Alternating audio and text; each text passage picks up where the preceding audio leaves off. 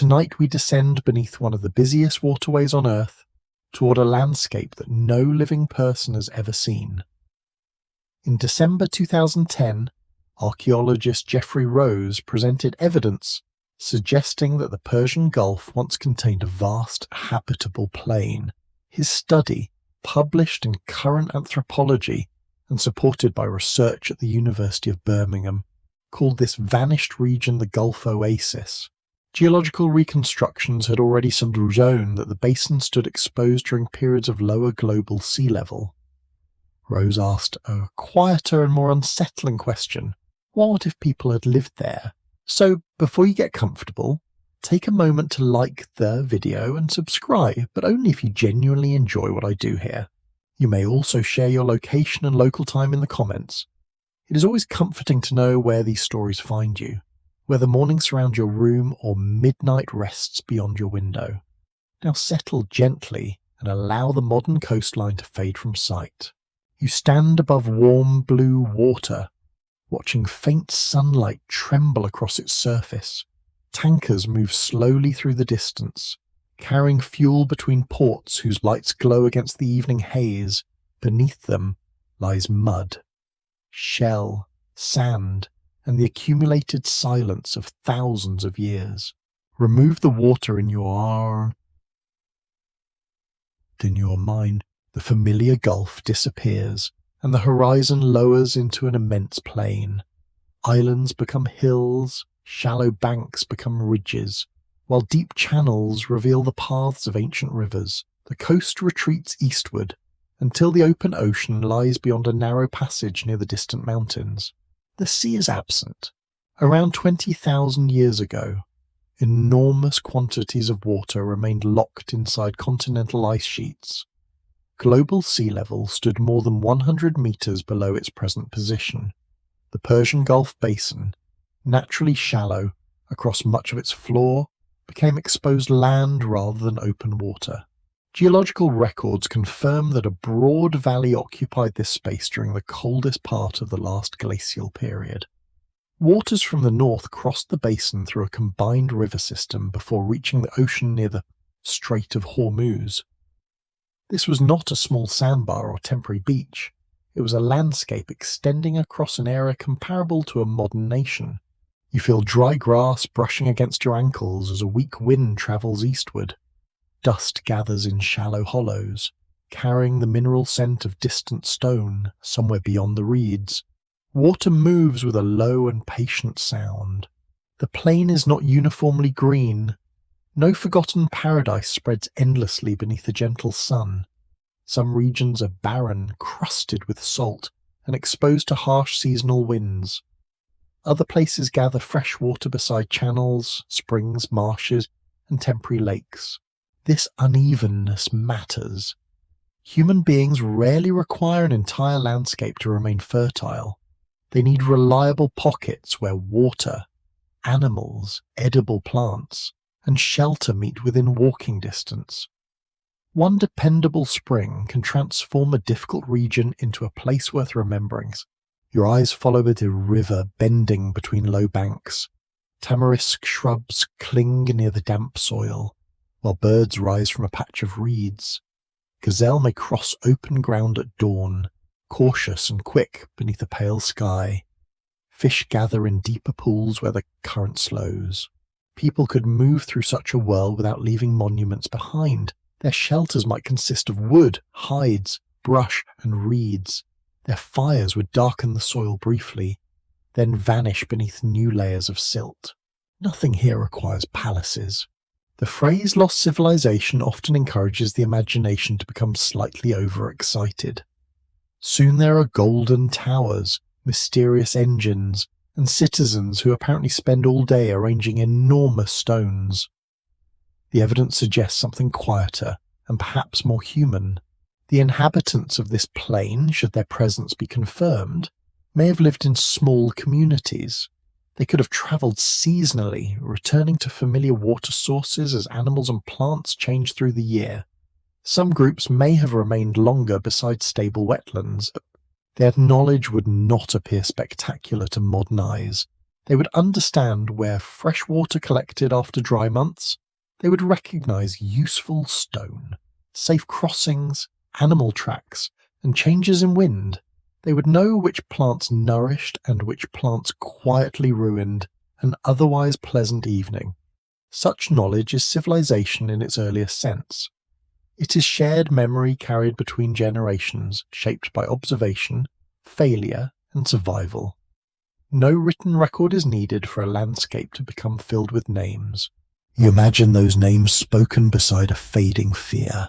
A bend in the river belongs to an ancestor. A hill marks a dangerous crossing.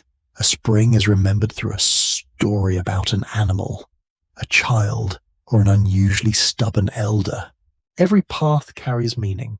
The Gulf Oasis hypothesis proposes that this basin may have provided refuge during extremely dry periods across surrounding Arabia. When deserts expanded beyond its margins, fresh water within the lower plain could have drawn people inward.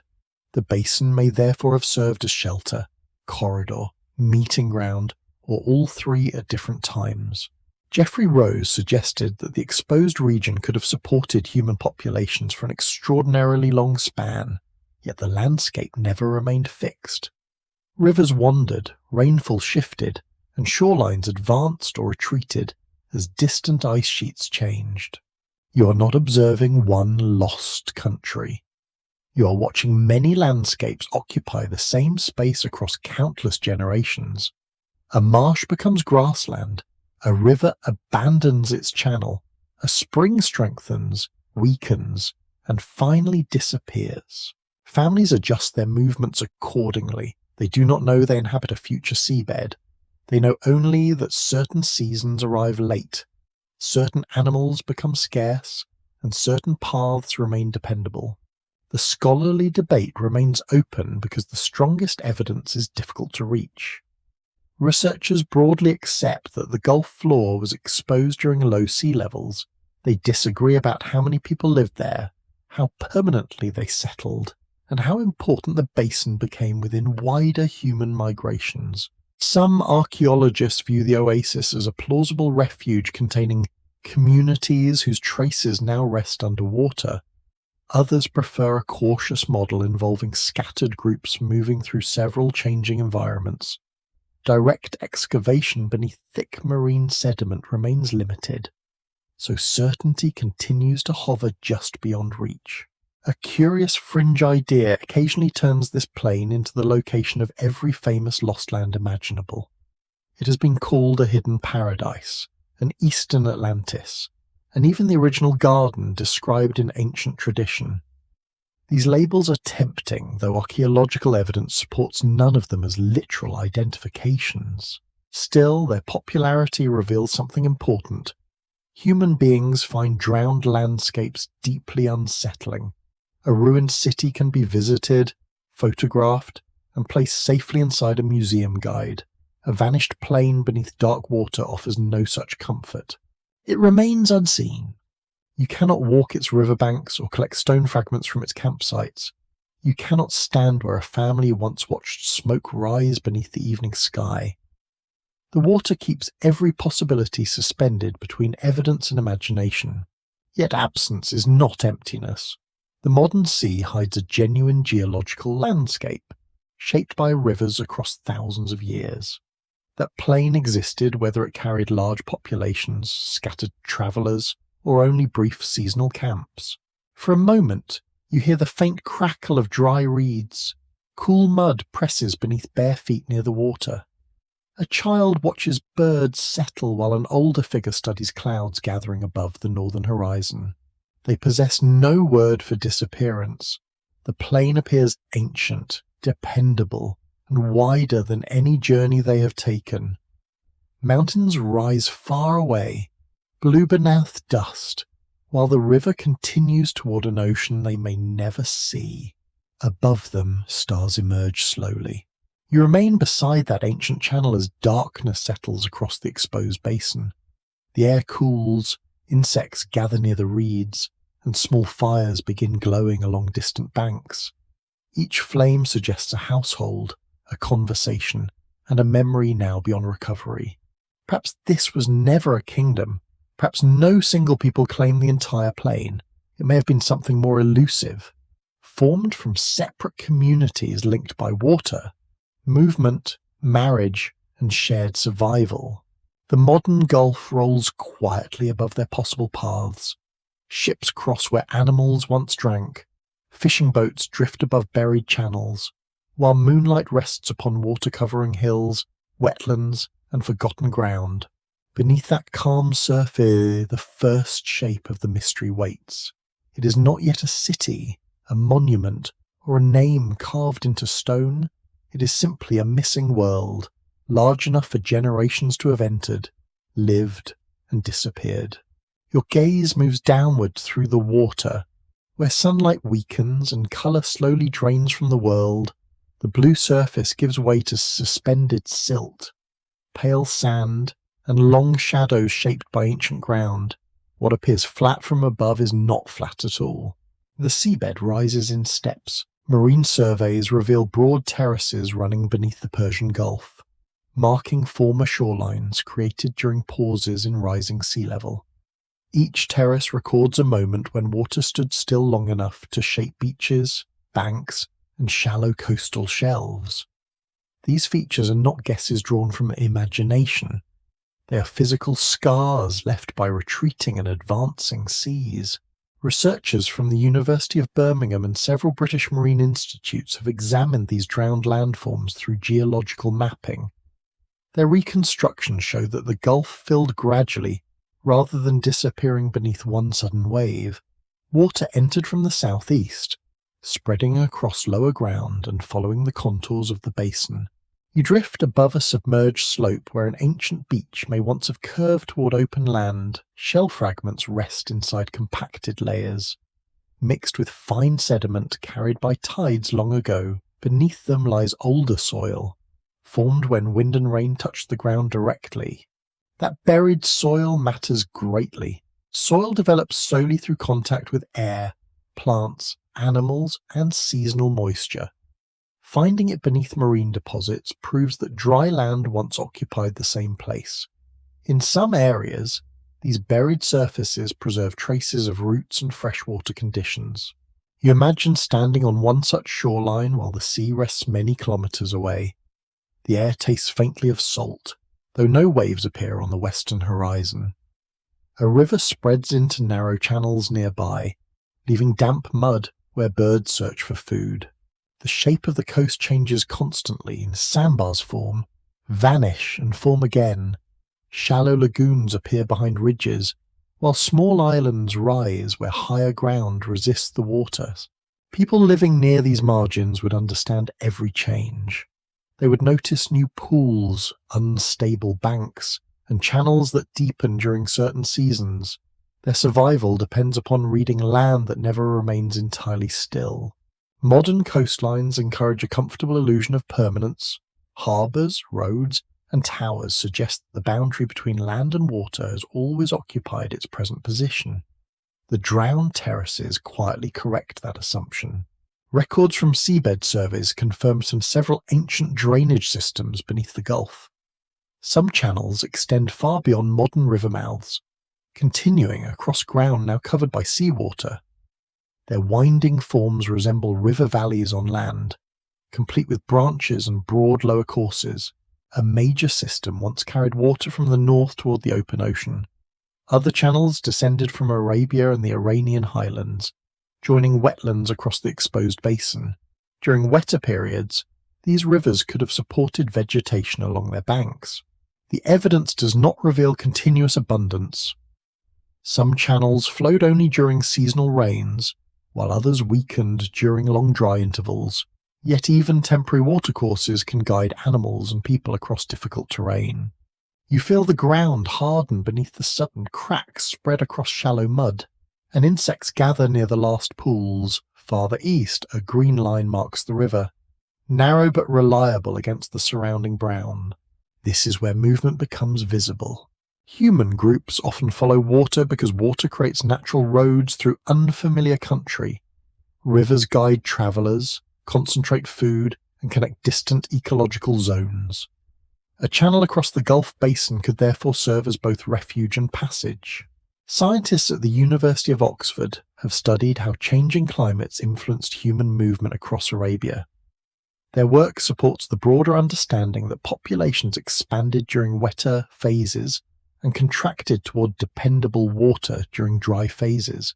The drowned basin may have participated in that rhythm. The landscape invites no simple story. It opens, closes, and opens again as climate shifts across thousands of years. One generation may inherit broad wetlands, while another encounters dust where reeds once grew. The shoreline itself becomes a moving frontier. Families settle near fresh water, then adjust as salt water enters lower channels. Campsites are abandoned, reused, or buried beneath storm deposits. Very little survives such treatment.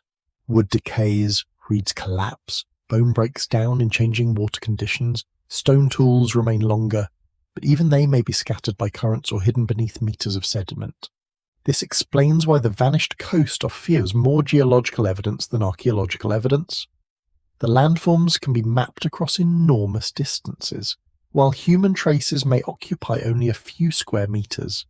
Searching for them beneath water resembles looking for a dark grain within a field of pale sand. Marine archaeologists rely upon sonar, sediment cores, and careful models of past sea level. Sonar sends sound through the water and records returning echoes from the seabed.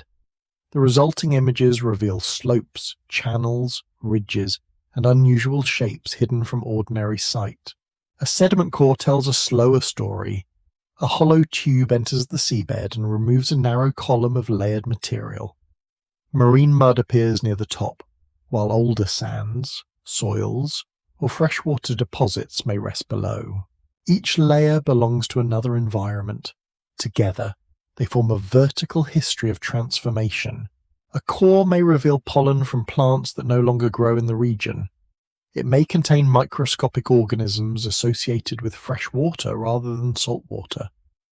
Charcoal fragments could suggest burning, although natural fires and transported material complicate interpretation. This uncertainty keeps the debate alive.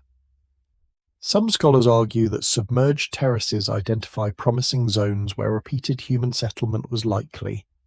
Others caution that favourable geography does not prove occupation without tools. Hearths, bones, or structures are found in secure context. Both positions carry weight. The seabed offers many shapes that resemble human construction. Straight ridges can appear like walls, while broken rock may imitate foundations. Natural erosion is surprisingly talented at producing objects that look designed, especially when viewed through grainy survey images. A curious tale among some Gulf fishermen describes stone lines glimpsed beneath unusually clear water. These are sometimes presented as roads or ruined enclosures from a drowned settlement. No verified excavation has confirmed such claims, and many formations are probably natural. Still, the stories persist. They persist because the geography feels persuasive. You can trace a buried river, identify a former bank, and locate a terrace where people might logically have camped. The mind begins placing shelters, fires, and footprints upon the empty ground. That instinct must remain disciplined. Archaeology requires objects within layers, not merely landscapes that seem inviting, yet landscapes guide discovery. And these submerged features narrow the search from an entire sea to particular ancient margins. You descend toward one of those margins now. The water grows colder, and fine particles move past like slow snow. A low ridge extends across the darkness, once touched by waves from a vanished coastline. Beyond it, the ground drops gently into an old lagoon. Fresh water may have entered from a nearby channel, creating a sheltered place for fish, birds, and people. The setting contains nearly everything a small community might need. Nothing confirms their presence yet. The ridge continues through darkness, broken by hollows where currents have removed softer sediment. Somewhere beneath the mud, a hearth might remain as a stain of charcoal. A chipped stone could rest beside shells gathered by human hands. Perhaps no trace survives at all. Perhaps the sea has sorted every object until natural and human histories became almost impossible to separate. The possibility remains quiet, unresolved, and strangely intimate. Above, modern vessels cross the same hidden contours without noticing them. Their engines send vibrations through water covering ancient beaches, river mouths, and sheltered coves. The drowned shoreline receives each sound and returns only a faint echo. Cold stone rests in your palm, heavier than expected, its surface dulled by dust and age. One edge carries a deliberate line of fractures, each small scar created by a controlled strike. The object is simple, yet it contains intention. A natural stone breaks without purpose. Worked stone records a sequence of choices. Archaeologists study those choices through shape, material, wear, and the direction of each flake removed. A single tool may reveal how its maker held the core, selected an angle, and planned the next strike, even when language and identity have vanished. Technique remains visible. Across Arabia, stone tools confirm that human communities occupied the wider region during very early periods. At Jebel Faya in the United Arab Emirates, researchers uncovered tools within layers dated to roughly 125,000 years ago. A team involving scientists from the University of Oxford published the findings in the journal Science. The discovery did not prove settlement within the exposed Gulf basin. It established something equally important. Human beings reached the surrounding landscapes far earlier than many older migration models had suggested. You kneel beside a dry slope where loose stones glitter in hard sunlight. Most are ordinary fragments, broken by heat, pressure, or movement. A few possess repeated edges that appear almost too regular. The distinction requires patience. Stone can fracture naturally during floods, rock falls, and temperature changes. Waves may strike pebbles together until sharp flakes separate from their cores. A convincing human tool must display patterns that natural forces rarely create by accident. Archaeologists search for striking platforms, bulbs formed by impact, and repeated removals arranged toward a useful edge. They also examine microscopic polish produced by cutting plants, scraping hides, or working wood. Context gives the object meaning. A tool found beside charcoal, animal bone, or other worked stones carries greater weight than an isolated fragment collected from a disturbed beach. Sediment can preserve relationships between objects, showing whether they belong to one activity or arrive separately. This is why an attractive stone from the seabed proves very little by itself. Currents may carry it far from its original position. Fishing equipment may drag it across the bottom. Dredging can mix layers separated by thousands of years. The most useful evidence remains buried and undisturbed. Sediment accumulates quietly, grain by grain, covering surfaces that people once crossed. Fine mud may seal a hearth, preserve footprints, or protect delicate plant remains from immediate decay. Sand can bury a campsite so completely that later travellers never know it existed. You lower your hand into a freshly cut bank, the upper layer feels loose and warm, while darker soil beneath retains a trace of moisture. Small shell fragments appear near the base, mixed with black flecks of charcoal. Each fleck demands a question. Charcoal may come from a cooking fire, a grassland blaze, or material carried downstream. Burned bone may indicate food preparation, yet heat from natural fires can produce similar changes. Archaeology advances through patterns, not convenient single objects. University laboratories examine these fragments through radiocarbon dating, mineral analysis, and microscopic study. Researchers at Yale University and the University of Chicago have refined methods for identifying ancient environments from sediments, plant remains, and chemical traces. Pollen offers one of the smallest clues. Plants release countless grains that settle into lakes, wetlands, and sheltered soils. Their outer walls can survive long after the original vegetation disappears. Under magnification, each grain carries a distinctive shape. A sediment layer rich in grass pollen suggests open ground. Reeds indicate wetlands. While certain trees imply cooler or wetter conditions, changes through several layers reveal how vegetation altered over centuries. Tiny organisms provide another record. Freshwater species differ from those living in saltwater, allowing researchers to identify the moment when marine conditions entered a former river channel or lagoon. Shell chemistry can also preserve information about temperature and salinity. The mud remembers patiently. A core extracted from the Gulf floor may begin with modern marine sediment. Deeper layers can contain shallow coastal deposits, followed by freshwater material, wind-blown dust, or soil formed on exposed land. The sequence records environmental change without describing the people who experienced it. To find those people, archaeologists search for concentrations that nature struggles to explain. Repeated stone flakes from the same material may indicate tool production. Clusters of animal bones with cut marks may reveal butchery. Burned stones arranged around charcoal can suggest hearth. Even then, interpretation remains careful. A circle of stones may result from water movement. Bone marks may come from animal teeth rather than blades. Blackened sediment may contain manganese instead of soot. The work is slow by necessity. A quirky belief sometimes appears among collectors along Gulf shores. Certain polished stones are described as ceremonial objects from drowned cities, especially when their shapes resemble faces, animals, or stars. Most are natural formations shaped by erosion and imagination. The human mind excels at finding design in randomness. It sees eyes in rock, walls in ridges, and symbols in accidental scratches. Archaeology must resist that pleasant temptation.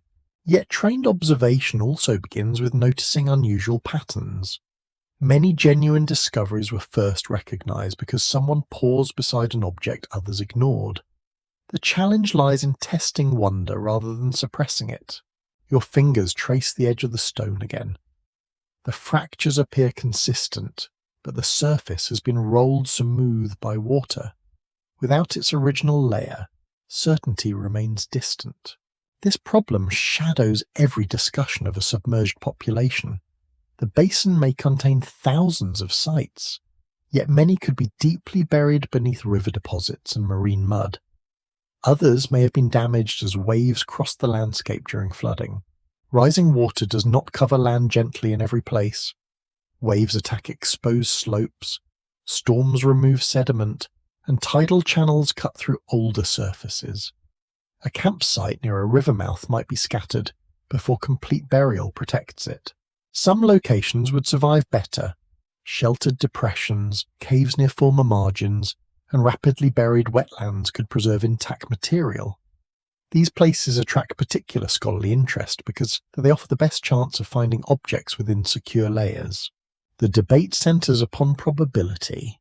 One group of researchers argues that the density of known sites around the Gulf Rim makes occupation of the exposed interior highly likely. People lived beside comparable rivers, springs, and wetlands elsewhere, so avoiding the basin entirely would seem unusual. More cautious scholars answer that likely occupation does not equal proven occupation. Human movement may have concentrated along uplands, mountain foothills, or coastal zones that offered more predictable resources. The open basin could have remained sparsely used during severe dry phases. Neither view requires mystery or denial. They differ mainly in how much can be inferred from indirect evidence.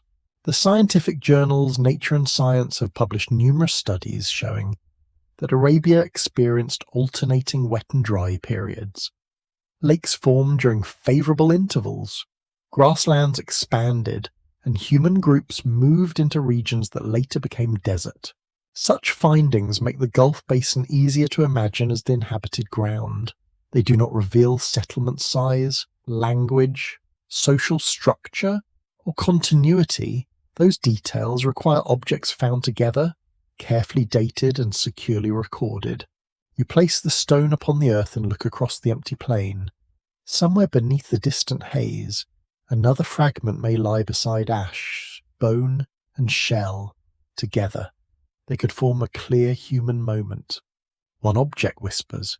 A pattern begins to speak. Sediment waits around it, layer upon layer, holding the order of events. The evidence is not absent. It is hidden inside a geological archive that must be opened carefully, without forcing certainty where only possibility remains. A low river sound gathers beneath the wind, steady and dark against the open plain. You follow it eastward, where several distant waters begin drawing toward one enormous basin. The Tigris and Euphrates descend from the north, carrying silt from Anatolian mountains. Farther east, the Karun brings water from the Zagros highlands. Seasonal rivers arrive from Arabia, appearing strong during wetter centuries and faint during harsher ones. Together, these streams form a system much larger than any modern map suggests. Today, the Tigris and Euphrates join near southern Iraq, creating the Shat al-Arab before entering the Gulf. During periods of lower sea level, their combined channel continued far across exposed land. The river did not meet salt water near the present coastline. It travelled onward. Your path follows a broad valley pressed into the basin floor. Mud clings beneath your feet, cool where the bank remains shaded. The air carries the green scent of reeds, damp clay, and water plants warmed by morning sunlight. Across the channel, birds move through shallow pools. Their calls rise sharply, then soften as distance absorbs them. Small animals approach the bank carefully, leaving delicate tracks in newly settled silt. This river is not a single narrow thread. It divides into channels, bends around low islands, and spreads across wetlands during seasonal floods. In drier months, the water retreats, exposing bars of sand and rich dark mud. Such rivers create abundance and danger together. Floodwater nourishes plants, replenishes pools, and carries fish into quiet marshes. It can also erase camps, isolate families, and change a familiar crossing within one night. People learn to read small warnings in colour, current, and cloud. Records preserved in modern geological studies confirm that the Gulf Basin contained a major river system. Researchers from universities in Britain, the United States, and the Middle East have reconstructed buried channels through sediment analysis and seabed mapping. Some scholars call the main watercourse the Gulf River. Others prefer more cautious terms, since its exact shape changed repeatedly through time. A stable name can make a shifting river seem more permanent than it truly was. You watch the channel divide around a gravel island. One branch turns south, while another continues toward a lower marsh. Each branch leaves traces beneath later deposits, creating a maze that marine surveys must untangle. The Karun adds another layer of complexity. Flowing from the Iranian highlands, it carries water and sediment toward the lowlands. During certain periods, its course may have joined the greater river farther south than it does today. Mountain water arrives with different minerals, temperatures, and seasonal rhythms. Communities living near the confluence would recognize each source through color and taste.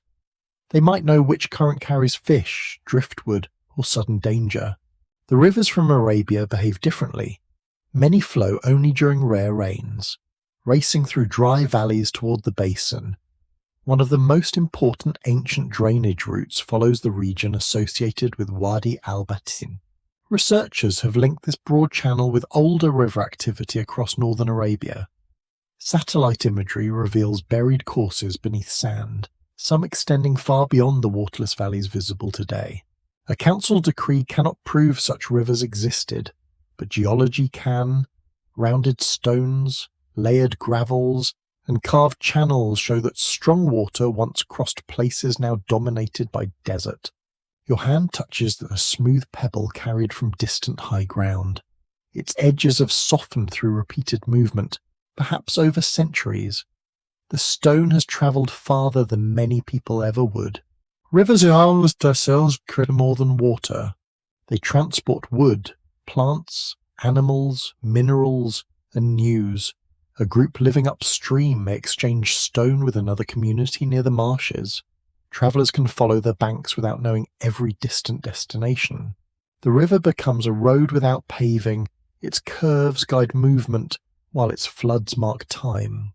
People may gather where channels meet, because such places concentrate resources. Fish move through deeper pools, birds collect along wetlands, animals approach predictable drinking points during dry seasons. Families might remain for weeks or months, others may return each year, following traditions so old that nobody remembers their beginning. A fringe idea imagines the entire basin as a perfectly organised river civilization, complete with planned canals and hidden capitals. This picture exceeds the available evidence. No confirmed palace, city wall, or administrative archive has been recovered from the submerged plain. Still, river knowledge can become highly organised without cities. Communities may coordinate fishing, seasonal movement, marriage, and access to water. Agreements can exist through memory, custom, and ritual rather than written law. The river itself may shape belief. A source in distant mountains can seem mysterious to people living far downstream. Floods arrive from places they never see. Driftwood carries unfamiliar bark, while strange stones appear along the bank after heavy rain. It is possible that stories personify these waters as powerful beings. One branch may be generous, another dangerous, and a confluence sacred. Such interpretations remain speculative, yet rivers often become central within later Mesopotamian traditions. The open scholarly debate concerns how continuous this watery corridor remained. Some researchers argue that combined rivers created a dependable refuge across long dry periods. Others suggest that flow weakened severely, leaving isolated wetlands rather than one stable channel. Evidence from Stanford University climate research supports a changing Arabian environment. Wet phases allowed rivers and lakes to expand, while dry phases reduced them sharply. The Gulf Basin likely experienced the same broad alternation. That pattern affects every human possibility. A reliable river can support larger and more settled communities. Scattered pools encourage mobility, smaller groups, and careful seasonal planning. The same location may support both ways of life during different centuries. You stand beside the channel as evening light spreads across its surface. The water glows copper near the bank, then darkens toward the centre. Insects drift above reeds, and fish disturb the calm with brief silver movements. Far north, snowmelt and rain begin journeys that will eventually reach this plain. Far west, storms gather above dry valleys where water waits within hidden channels. Far east, mountain rivers descend through stone. All these waters lean toward the basin. Their meeting creates a landscape of crossings, islands, marshes, and temporary shores. It also creates a network through which people may move without ever seeing the holes. One family knows the northern bend, another knows the eastern tributary, a third travels between springs near the Arabian margin. Their worlds overlap at river junctions. Tools, food, stories, and partners pass between groups. A shared culture may grow through repeated contact, though no ruler commands it. The system is loose, flexible, and difficult to detect archaeologically.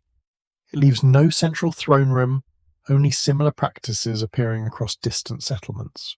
This possibility interests scholars because later communities around the Gulf display strong maritime and riverine skills. The origins of those skills may lie within generations who learned to navigate channels, marshes, and shifting banks. Yet no direct line can be drawn with certainty. Similar environments can produce similar solutions among unrelated people. Boats, fishing nets, and reed shelters may arise wherever water makes them useful. The river continues quietly beneath the fading sky. Its branches carry separate histories toward one shared lowland. Each current leaves a mark in sediment, though every human name has disappeared. You listen as several waters become one sound, It fills the darkness without revealing where each journey began. Cold air descends from distant mountains, though the plain itself remains dry beneath a pale and restless ski. You walk through grass that bends under a northern wind, carrying dust across the open ground. Far beyond this basin, ice sheets cover enormous regions of Europe, Asia, and North America. Their frozen mass holds water that would otherwise return to the oceans. The world is colder, yet Arabia is not transformed into a gentle winter landscape. Much of it becomes harsher. Rain weakens across broad territories. Lakes contract, and grasslands surrender to bare earth. Animals concentrate near the remaining water, while human communities face longer journeys between dependable sources. The exposed Gulf basin offers a different possibility. Rivers descend into its lowlands. Underground springs rise through fractured stone, and wetlands gather where water cannot easily escape. These resources may create a refuge within a region becoming steadily less forgiving, not a paradise. A refuge does not promise comfort, it simply offers enough stability for life to continue when surrounding landscapes become difficult. Food may remain scarce, seasons unpredictable, and travel dangerous. You feel the wind striking your face as evening approaches. Low clouds gather without rain, and the scent of dry salt drifts from the distant flats. Near a spring, green plants form a narrow ring around clear water. Families arrive carefully. Some may have travelled from western Arabia, following old valleys toward the lower basin.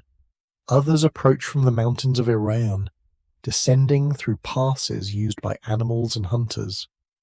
Groups from northern Mesopotamia may follow rivers southward as colder conditions alter familiar territories. Their arrival need not occur at one moment. Movement happens over generations, shaped by small decisions rather than a single dramatic migration. A hunting ground fails. A spring becomes bitter. A child is born during a season when the group cannot travel far. Relatives speak of water beyond the horizon. The basin gathers people slowly. Research from Stanford University has shown how strongly human movement responds to changes in rainfall and vegetation. Studies published in Nature have also demonstrated that ancient populations repeatedly expanded during wetter intervals and withdrew toward refuges during severe dry phases. These patterns do not identify every route. They reveal a larger rhythm, with communities spreading outward when resources increase and contracting when the landscape closes around them. The Gulf Plain may have served as one of those contracted worlds. Its rivers, springs, or shelter-wire depressions, and coastal resources could support communities when interior Arabia became increasingly arid. You approach a low ridge where people have placed windbreaks of brush and reed. Smoke travels close to the ground, carrying the scent of roasted roots and animal fat. Children sit near the fire, watching sparks vanish into darkness. The adults listen to the pin. Knowledge becomes precious during environmental stress. A community must remember which pools survive the dry season, which valleys flood suddenly, and which distant groups allow passage through their territory. Mistakes become expensive. People living within a refuge may develop detailed maps carried entirely through speech. A journey is remembered through hills, stars, animal tracks, and changes in soil colour. Instructions pass from elders to younger travellers beside evening fires. Such knowledge can create social power. A skilled hunter is valuable, but so is the person who knows 3 hidden springs. A healer who recognises edible plants may protect a family during lean months. Cooperation becomes more than kindness, it becomes strategies. Small groups cannot always survive alone. Marriage partners, toolstone, food, and information may come from neighbouring communities. Meetings at wetlands or river crossings allow relationships to remain active across the basin. Archaeologists often identify these networks through materials carried far from their natural sources. A distinctive stone found many kilometres away may indicate travel, exchange, or objects passed between several groups. No written agreement is required. Gifts, obligations, and remembered hospitality can bind people across distance. The mainstream historical understanding accepts that Ice Age environments repeatedly created refugees where human populations endured difficult climatic periods. Researchers at the University of Arizona have studied desert springs and ancient water systems that supported life during otherwise arid conditions. The specific importance of the Gulf refuge remains debated. Some scholars believe it sheltered substantial populations for many generations. Others suggest that its resources were too variable to support more than scattered seasonal groups. Both interpretations recognize the same uncertainty. A landscape may appear favorable on a reconstructed map, yet the daily reality depends upon rainfall, river flow, disease, soil, and changing animal populations. You watch a herd approach the wetland at dawn. Their hooves press deep marks into soft ground, and that their breath rises in the cold air. Hunters remain hidden behind reeds, waiting without movement. One successful hunt feeds many people. One failure may force an early departure.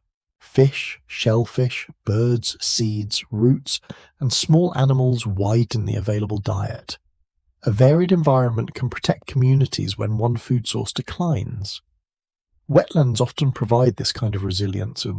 The basin contains several ecological zones within reachable distance.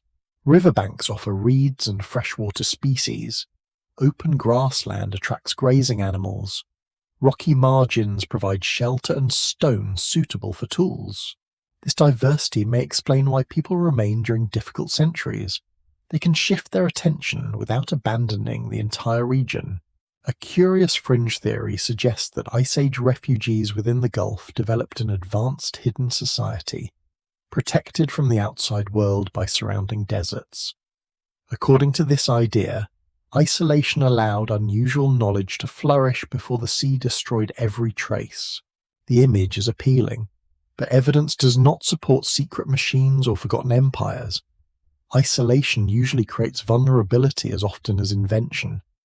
Small populations risk disease, conflict, and loss of specialized knowledge, yet refuge communities can become culturally distinctive. Shared hardship may strengthen particular rituals, stories, and rules of cooperation. People living together across generations develop traditions suited to their unusual environment. Perhaps certain springs become sacred because they never fail. Perhaps families mark seasonal gatherings with songs tied to stars or migrating birds. These possibilities remain speculative, though they follow familiar human patterns. The open debate concerns the population continuity.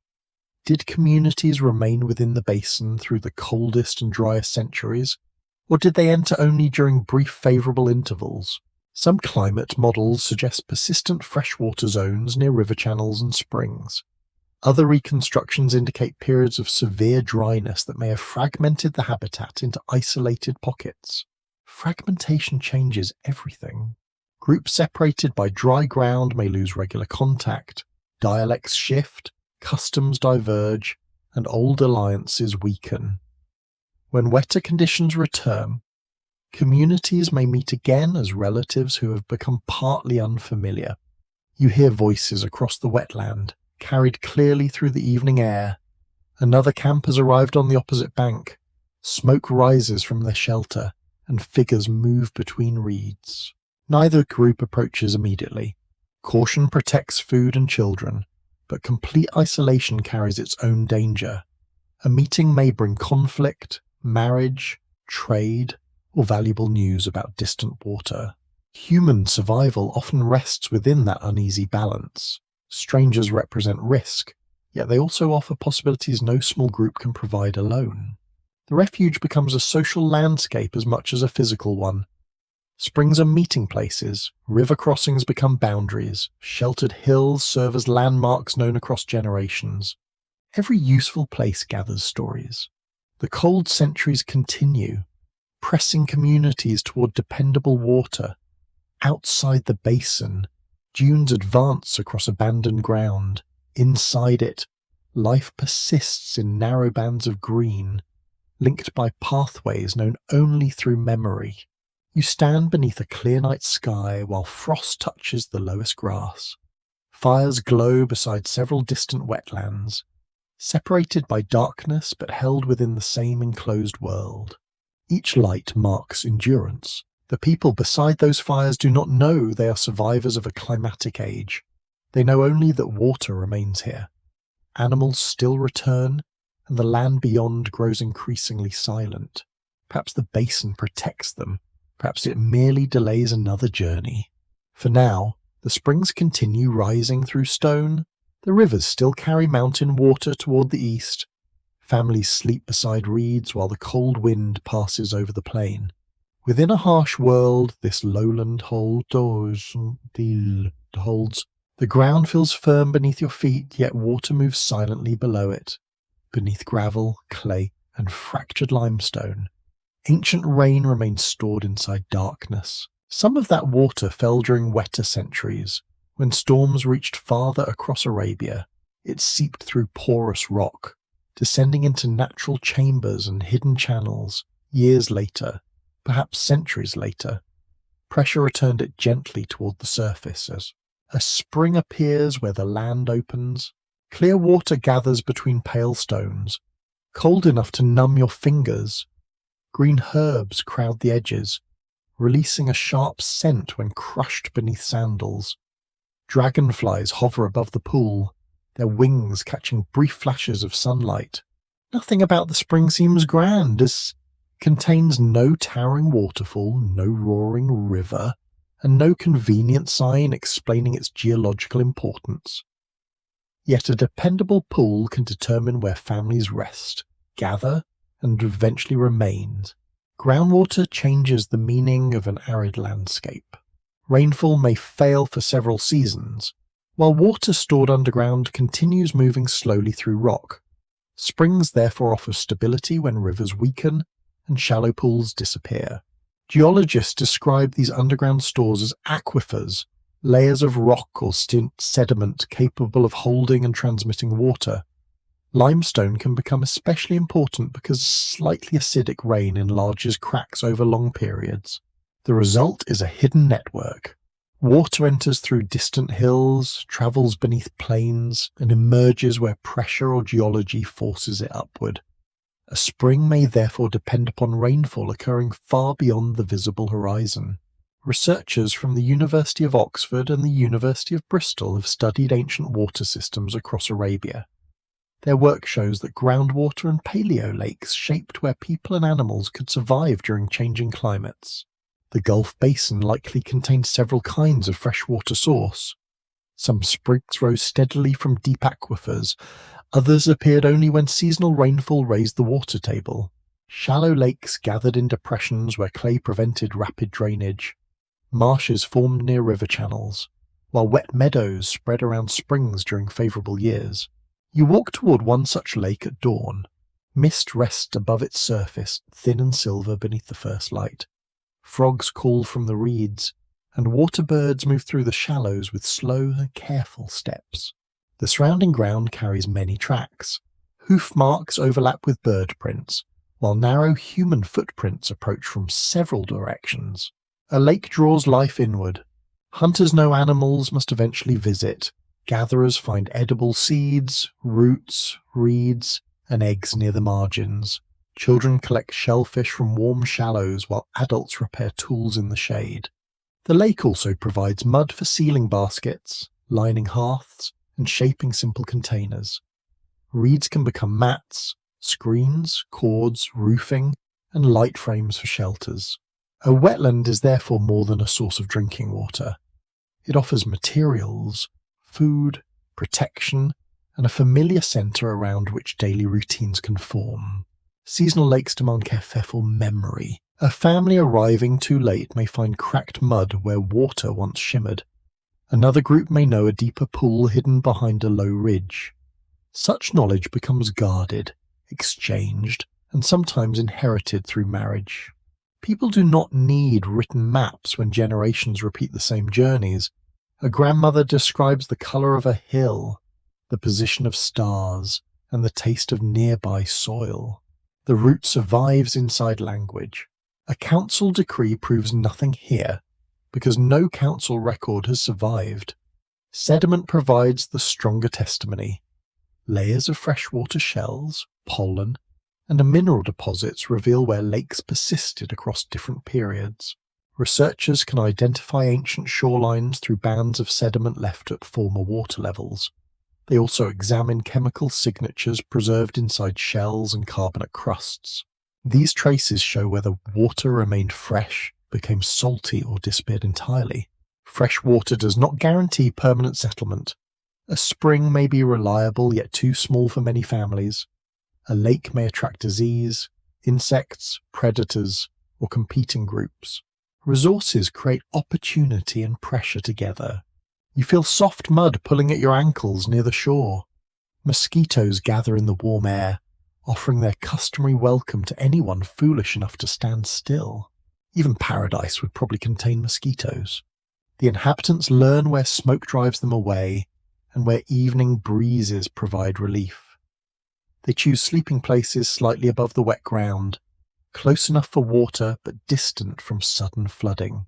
Shelters begin to appear in repeated locations. At first, these may remain temporary. Reed walls lean against wooden poles, and hides cover low frames. Hearths occupy shallow pits protected from wind. When people return each season, the site accumulates memory. Old post holes guide new construction. Ash from earlier fires darkens the soil. Broken tools remain where someone once sat working. A place becomes familiar through repetition. Eventually, families may stay through longer portions of the year. Fishing, gathering, and hunting support different seasons, reducing the need for constant movement. This does not yet create a village in the later agricultural sense. It creates a pattern of attachment where one spring or wetland becomes central to identity. The mainstream archaeological view accepts that reliable water sources strongly shaped prehistoric settlement across Arabia. Surveys repeatedly find ancient tools near former lakes, springs, and river terraces. The open debate concerns duration. Some scholars argue that deep aquifers could support stable communities for long periods, even during wider aridity. Others caution that spring flow may have varied more sharply than geological models suggest. A spring visible for one century may vanish during the next. Earthquakes can redirect underground channels, while sediment can block outlets. People living nearby experience these changes as immediate crisis. The pool shrinks slightly each summer, plants thin around its edge, animals arrive earlier and remain longer, increasing pressure upon the remaining water. A community must decide whether to dig, move, divide, or negotiate with neighbours. These choices leave few visible traces. A shallow well may collapse. A temporary channel may fill with silt. A gathering place may later lie beneath marine mud. One fringe tradition imagines hidden chambers beneath the Gulf of Oasis, filled with ancient fresh water and preserved settlements. Some versions describe entire stone halls sealed below the seabed. Geology offers something less theatrical but more compelling. Submarine springs can continue releasing groundwater after a landscape becomes flooded by the sea. Fresh water may rise through seabed fractures, creating patches with unusual chemistry. Fishermen sometimes recognize such places through changes in temperature, taste, or marine life. These springs do not prove drowned cities. They reveal that the underground water system survives even when the surface world changes completely. You kneel beside a pool that will one day lie beneath salt water. Its surface reflects clouds moving across a wide, dry sky. No wave reaches this place yet. Children step through the shallows, collecting reeds and small shells. An older man tests the spring with a carved stick, watching how quickly the disturbed water clears. He understands its moods. Perhaps he knows that strong flow follows distant winter rain. Perhaps he recognizes a bitter taste that warns of salt entering from lower ground. Such knowledge can become ritualized because survival depends upon remembering it accurately. Rules about where animals drink or where waste is placed may acquire sacred authority. Practical wisdom and belief often grow together. A spring may be treated as a living presence. generous when respected and dangerous when neglected. Offerings could be left nearby, though no direct evidence confirms such practices within the basin. The possibility remains reasonable because water holds spiritual meaning across many later societies in Arabia and Mesopotamia. Yet continuity cannot be assumed merely because a tradition feels ancient. The evidence stays cautious. Below the reeds, mud records every season without understanding any of them. Dry years leave dust. Floods lay down fine silt. Human fires contribute charcoal, while plants scatter pollen. Layer by layer, the wetland keeps time. The spring continues flowing as evening settles over the basin. Cool air gathers near the water, carrying the scent of damp earth and crushed herbs. Families rest beside the pool, close enough to hear its quiet movement through stone. Beyond the green margin, darkness spreads across dry ground. The spring does not promise eternity. It offers one more night, one more season, and perhaps one more generation. In a landscape shaped by uncertainty, that may be enough for belonging to begin. A reed blade brushes your wrist as you step quietly into the morning marsh. Mist hangs above the water, and distant birds call through the silver air. Several figures move along the bank without speaking. One carries a bundle of sharpened wooden shafts. Another holds a woven bag containing stones, cord, and food from yesterday. A child walks between them, studying every footprint pressed into the mud. These people do not plant fields or guide domesticated herds. Their world depends upon wild animals, seasonal plants, fish, birds, shellfish, and knowledge carried through generations.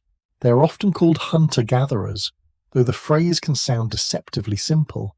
Their lives require planning, cooperation, memory, craftsmanship, patience, and constant awareness of changing conditions. Nothing arrives conveniently packaged. Every meal begins with information. Someone must know where tubers grow, when seeds ripen, and which pools retain fish. Others must understand animal behavior, weather patterns, and the safest routes across uncertain ground. You follow the group toward a patch of reeds disturbed during the night. Small hoof marks cross the wet earth, leading toward open grassland. The hunters examine them without hurry. A broken stem shows direction.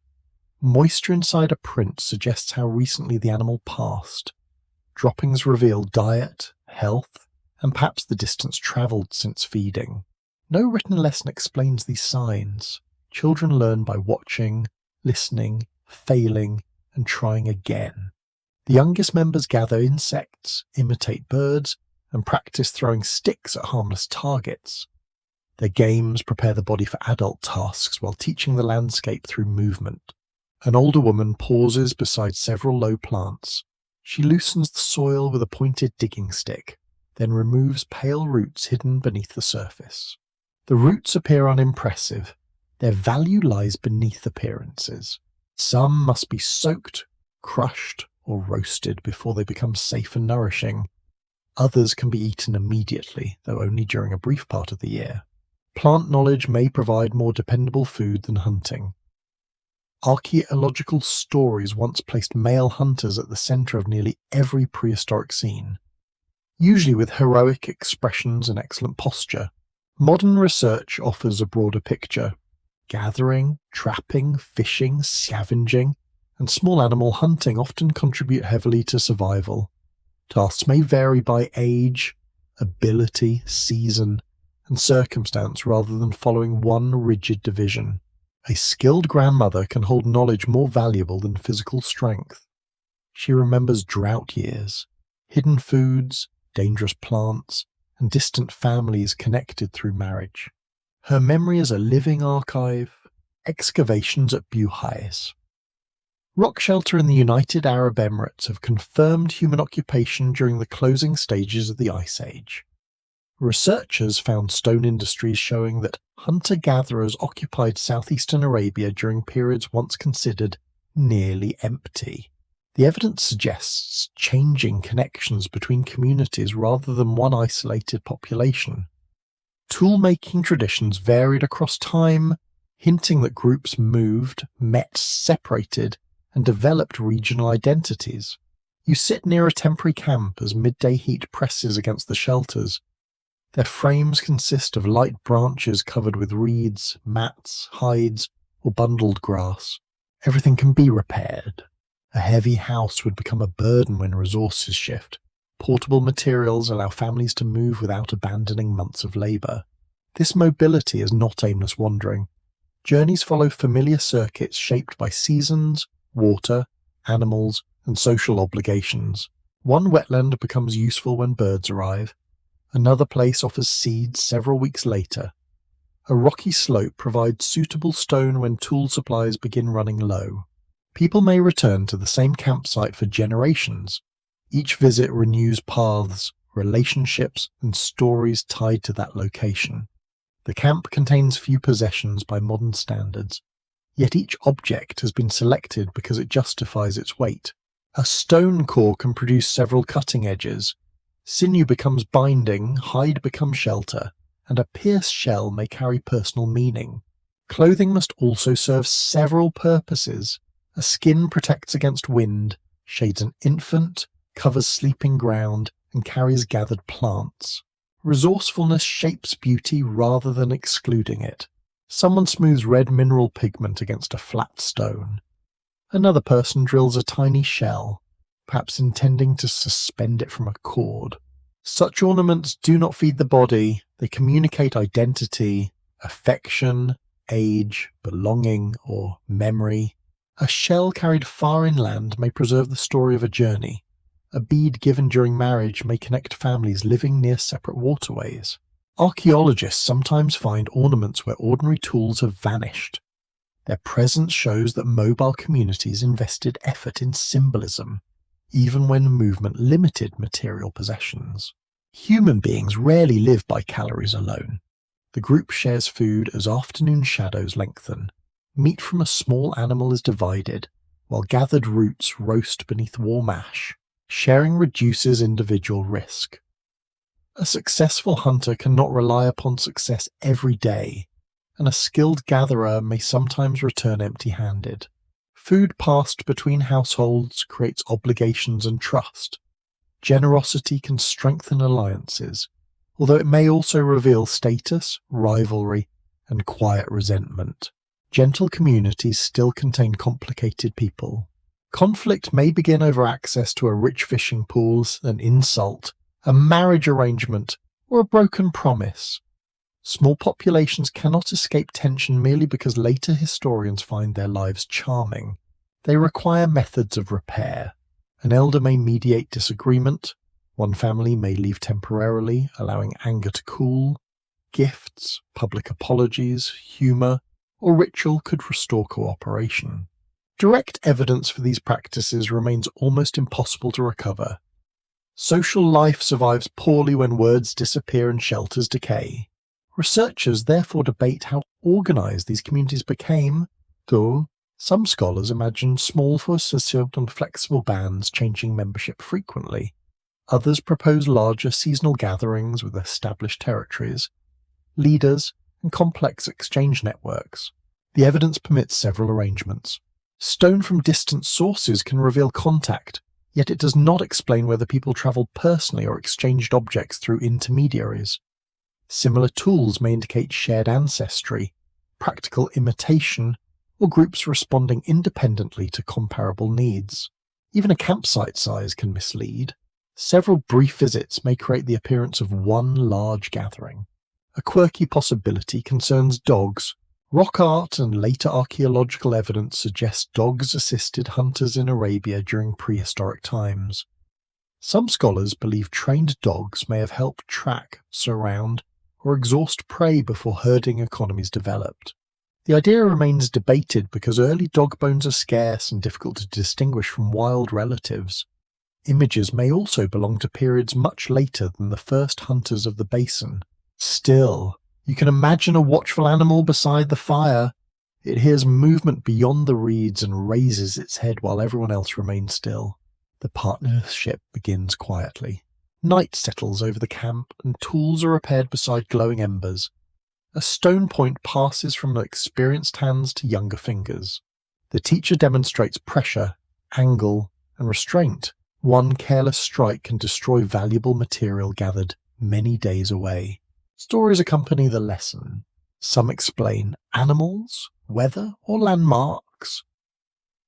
Others preserve warnings through memorable characters who behave foolishly and suffer appropriately.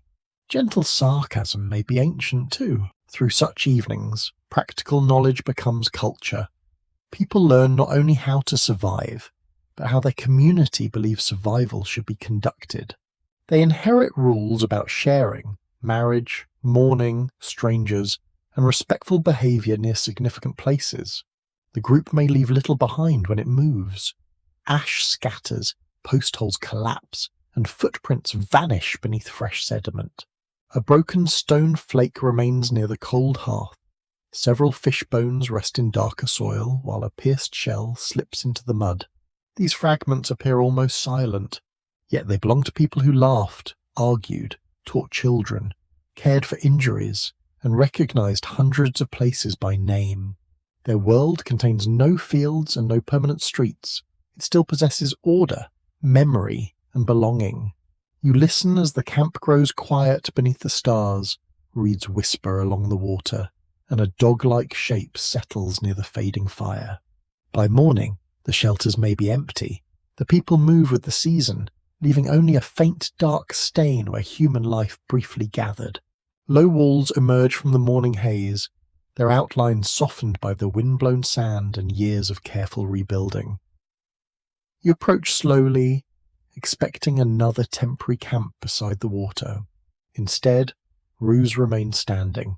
Several houses gather around open spaces where people mend nets, shape stone, and prepare food. Smoke rises from fixed hearths.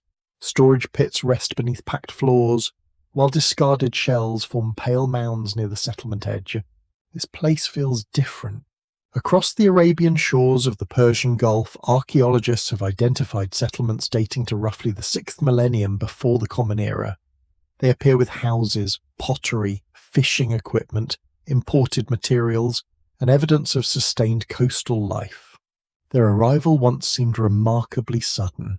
Older archaeological surveys found long stretches containing few obvious settlements. Then villages appeared near lagoons, islands, and sheltered bays, already supported by skilled fishing and wide networks of exchange. The empty centuries may partly reflect missing evidence. Camps on the exposed plain could now lie underwater, while lighter structures along ancient coasts may have decayed without leaving clear foundations. You enter a narrow passage between two dwellings. Walls made from reeds, brush, or packed earth create shade from the growing heat. A woven mat covers the doorway, moving gently whenever the coastal wind enters. Inside, the floor is smooth. Someone has spread clay across the surface and pressed it flat. The room contains baskets, stone tools, shells, and a shallow hearth darkened by a repeated use. A family returns here each night. Permanent settlement does not mean nobody travels. Hunters still leave for days, fishers follow seasonal shoals, and gathering parties move between wetlands and inland ground. The difference lies in return. People invest labour in walls because they expect those walls to matter again. They store food because they believe the settlement will remain secure. They repair floors because memory has become attached to particular rooms. Archaeological work at sites along the eastern Arabian coast confirms that communities combined marine resources with hunting and gathering. Fish bones, shell deposits, gazelle remains, and stone tools reveal a flexible economy rather than complete dependence upon farming. Domesticated sheep, goats, or cattle appear in some contexts, though their importance varies by site and period. Cultivated grain remains scarce in many early coastal settlements. The village, therefore, does not arise simply because farmers arrive and teach everyone to behave properly. Local communities already understand tides, wetlands, seasonal movement, and regional materials. New animals, pottery styles, household practices enter a world possessing its own deep knowledge. Researchers from the University of Chicago and Durham University have examined how these Gulf communities developed through contact between southern Mesopotamia and Arabia. Their findings support a mixture of local continuity and outside influence. You hear stone striking stone near an open courtyard.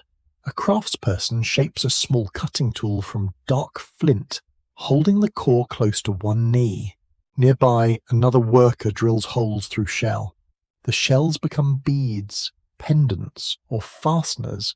Some come from nearby beaches, while others may travel between settlements as gifts or traded objects. Personal ornaments reveal more than decoration. Repeated forms can signal family, community, age, or participation in shared ceremonies. A village creates many opportunities for observation. Everyone knows who rises early, who avoids difficult work, and who somehow appears whenever food is ready. Privacy becomes a rather ambitious concept. Living closely also encourages cooperation. Roofs require repair, boats require several hands, and large catches must be processed quickly before heat spoils them. Food preparation may become organized across households. Fish are cleaned, dried, smoked or salted, while shellfish are cooked beside outdoor hearths. Storage allows abundance to survive beyond one successful day. Dried fish can support journeys, difficult seasons, and gatherings involving visitors from distant settlements. A curious feature of several coastal sites is the enormous quantity of shell. Generations discard meals in the same areas until low mounds form beside their homes. These heaps can preserve bones, tools, charcoal, and broken ornaments. What appears to be ancient rubbish becomes one of archaeology's most generous archives. People rarely compose records about ordinary dinners. They simply throw the remains outside, trusting distant researchers to become unusually excited about them several thousand years later. You climb one of the pale mounds and look across the settlement. Children move between doorways. Dogs search hopefully near the cooking area. An older woman repairs a basket using reeds gathered from a nearby wetland. No palace dominates the view. Authority may rest with experienced households, respected elders, skilled navigators, or people who manage valuable relationships. Leadership could shift according to circumstance. A dangerous voyage requires one kind of knowledge, a dispute between families requires another. A season of food shortage may elevate whoever remembers older survival strategies. The village can govern itself through custom, persuasion, obligation, and reputation. Formal rulers are not necessary for social order, though influence is unlikely to be equal. Some houses may contain more imported goods. Certain families may control access to boats, animals, or distant contacts. Difference begins quietly. A larger storage pit may signal greater success, heavier responsibility, or better connections. An unusual necklace might represent status, marriage, travel, or merely excellent taste. Archaeologists must resist assigning rank too quickly. Objects carry meanings that cannot always be reconstructed from their value or rarity. The scholarly dispute grows sharper when researchers ask who founded these settlements. One interpretation proposes that people moved south from Mesopotamia, bringing pottery traditions, domesticated animals, and new forms of village life. Another view argues that Arabian communities adopted selected practices through exchange while preserving local ancestry and customs. A third possibility combines both processes. Small groups may arrive from the north and join existing communities. Marriage, trade, and shared work gradually blend traditions until the resulting settlement belongs fully to neither origin. Human movement rarely follows neat arrows. You stand near a hearth where a painted ceramic vessel rests beside rough local containers. The decorated pottery resembles styles known from southern Mesopotamia, yet the food prepared around it comes from Arabian waters. The vessel may have travelled intact, carried carefully across long distances. It may also have been made locally by someone trained within a foreign tradition. Clay analysis can help answer such questions. Minerals within a vessel reveal where its raw material originated, while firing marks suggest methods used during production. Studies of Gulf ceramics show that some pottery travelled from Mesopotamia, while other examples were produced closer to Arabian settlements. The distribution suggests repeated contact rather than one isolated visit. Contact changes daily life. A new vessel alters cooking and storage, a foreign animal changes movement and diet, and marriage introduces unfamiliar words, recipes, songs, and expectations. None of these changes erases local identity immediately. People select what seems useful, prestigious, beautiful, or spiritually meaningful. They also reject things. A community may admire painted pottery while ignoring agricultural practices associated with its makers. Coastal abundance can make intensive farming unnecessary, especially where soil and rainfall remain unreliable. The village succeeds because it fits its setting.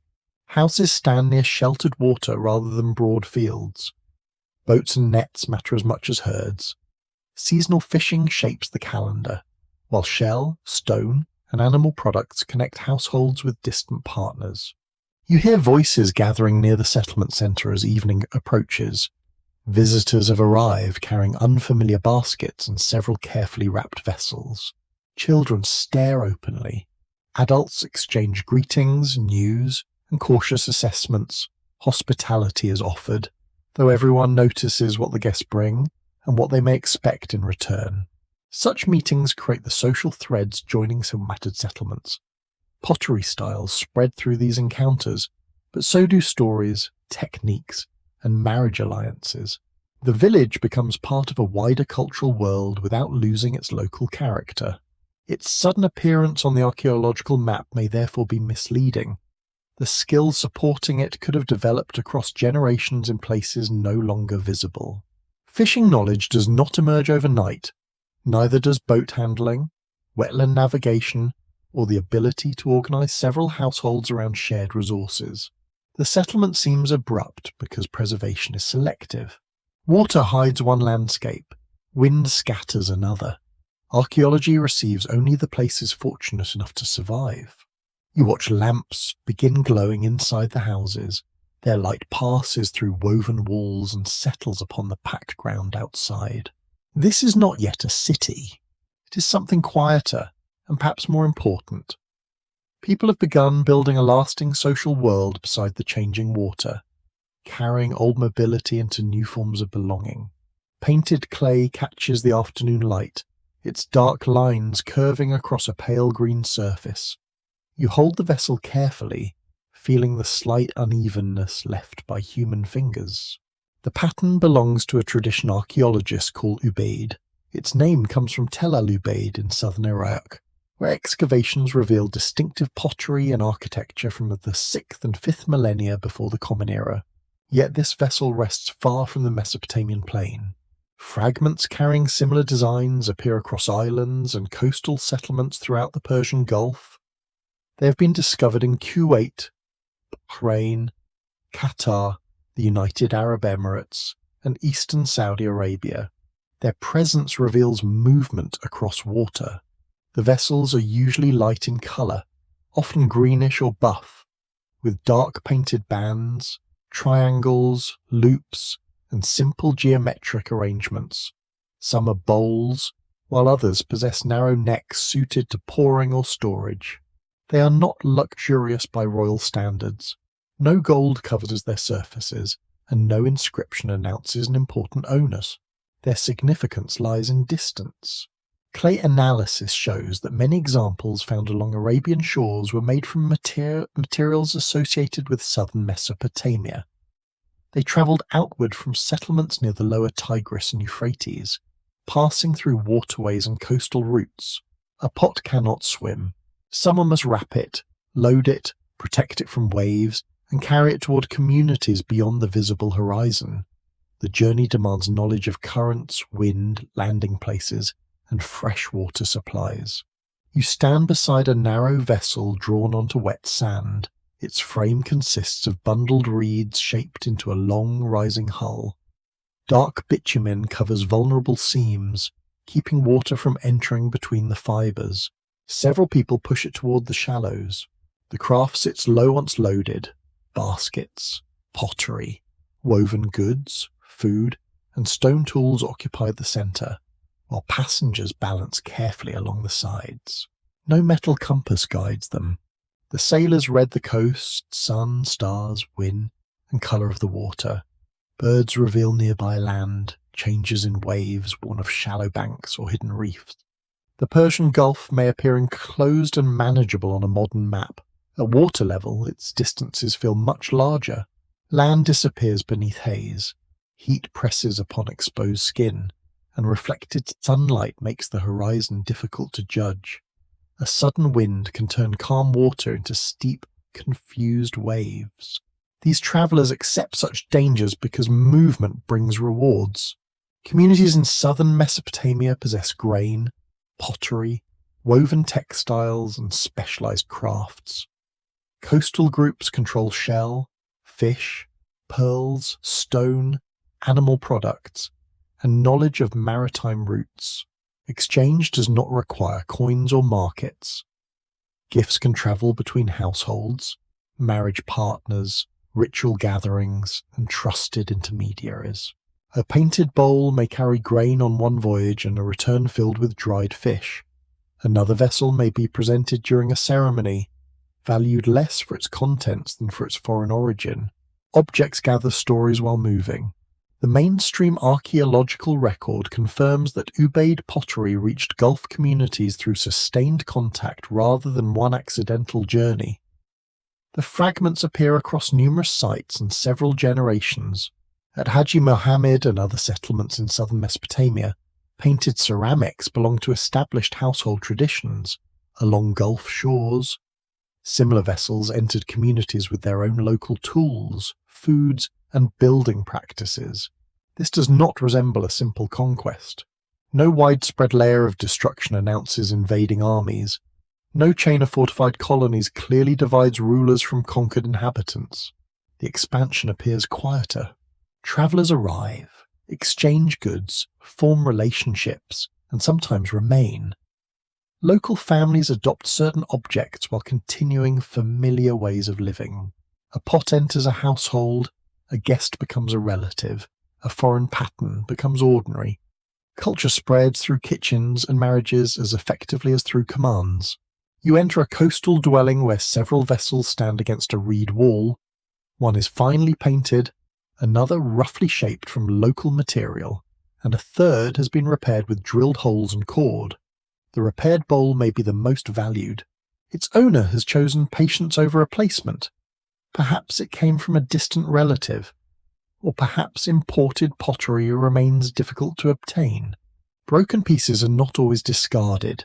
Sherds can become scrapers, counters, lids, or small tools. One quirky possibility concerns the painted designs themselves. Some researchers have wondered whether certain repeated patterns carried social or symbolic meanings, rather than serving as decoration alone. A triangle might identify a workshop, household, region, or ritual purpose. It could also be nothing more mysterious than a pattern pleasing to the maker. The clay remains politely silent. Archaeologists compare brushwork, vessel shapes, and mineral composition, searching for groups of objects produced by similar hands. Tiny differences can reveal whether pottery came from one centre or several connected workshops. Such analysis suggests that the Ubaid world was never perfectly uniform.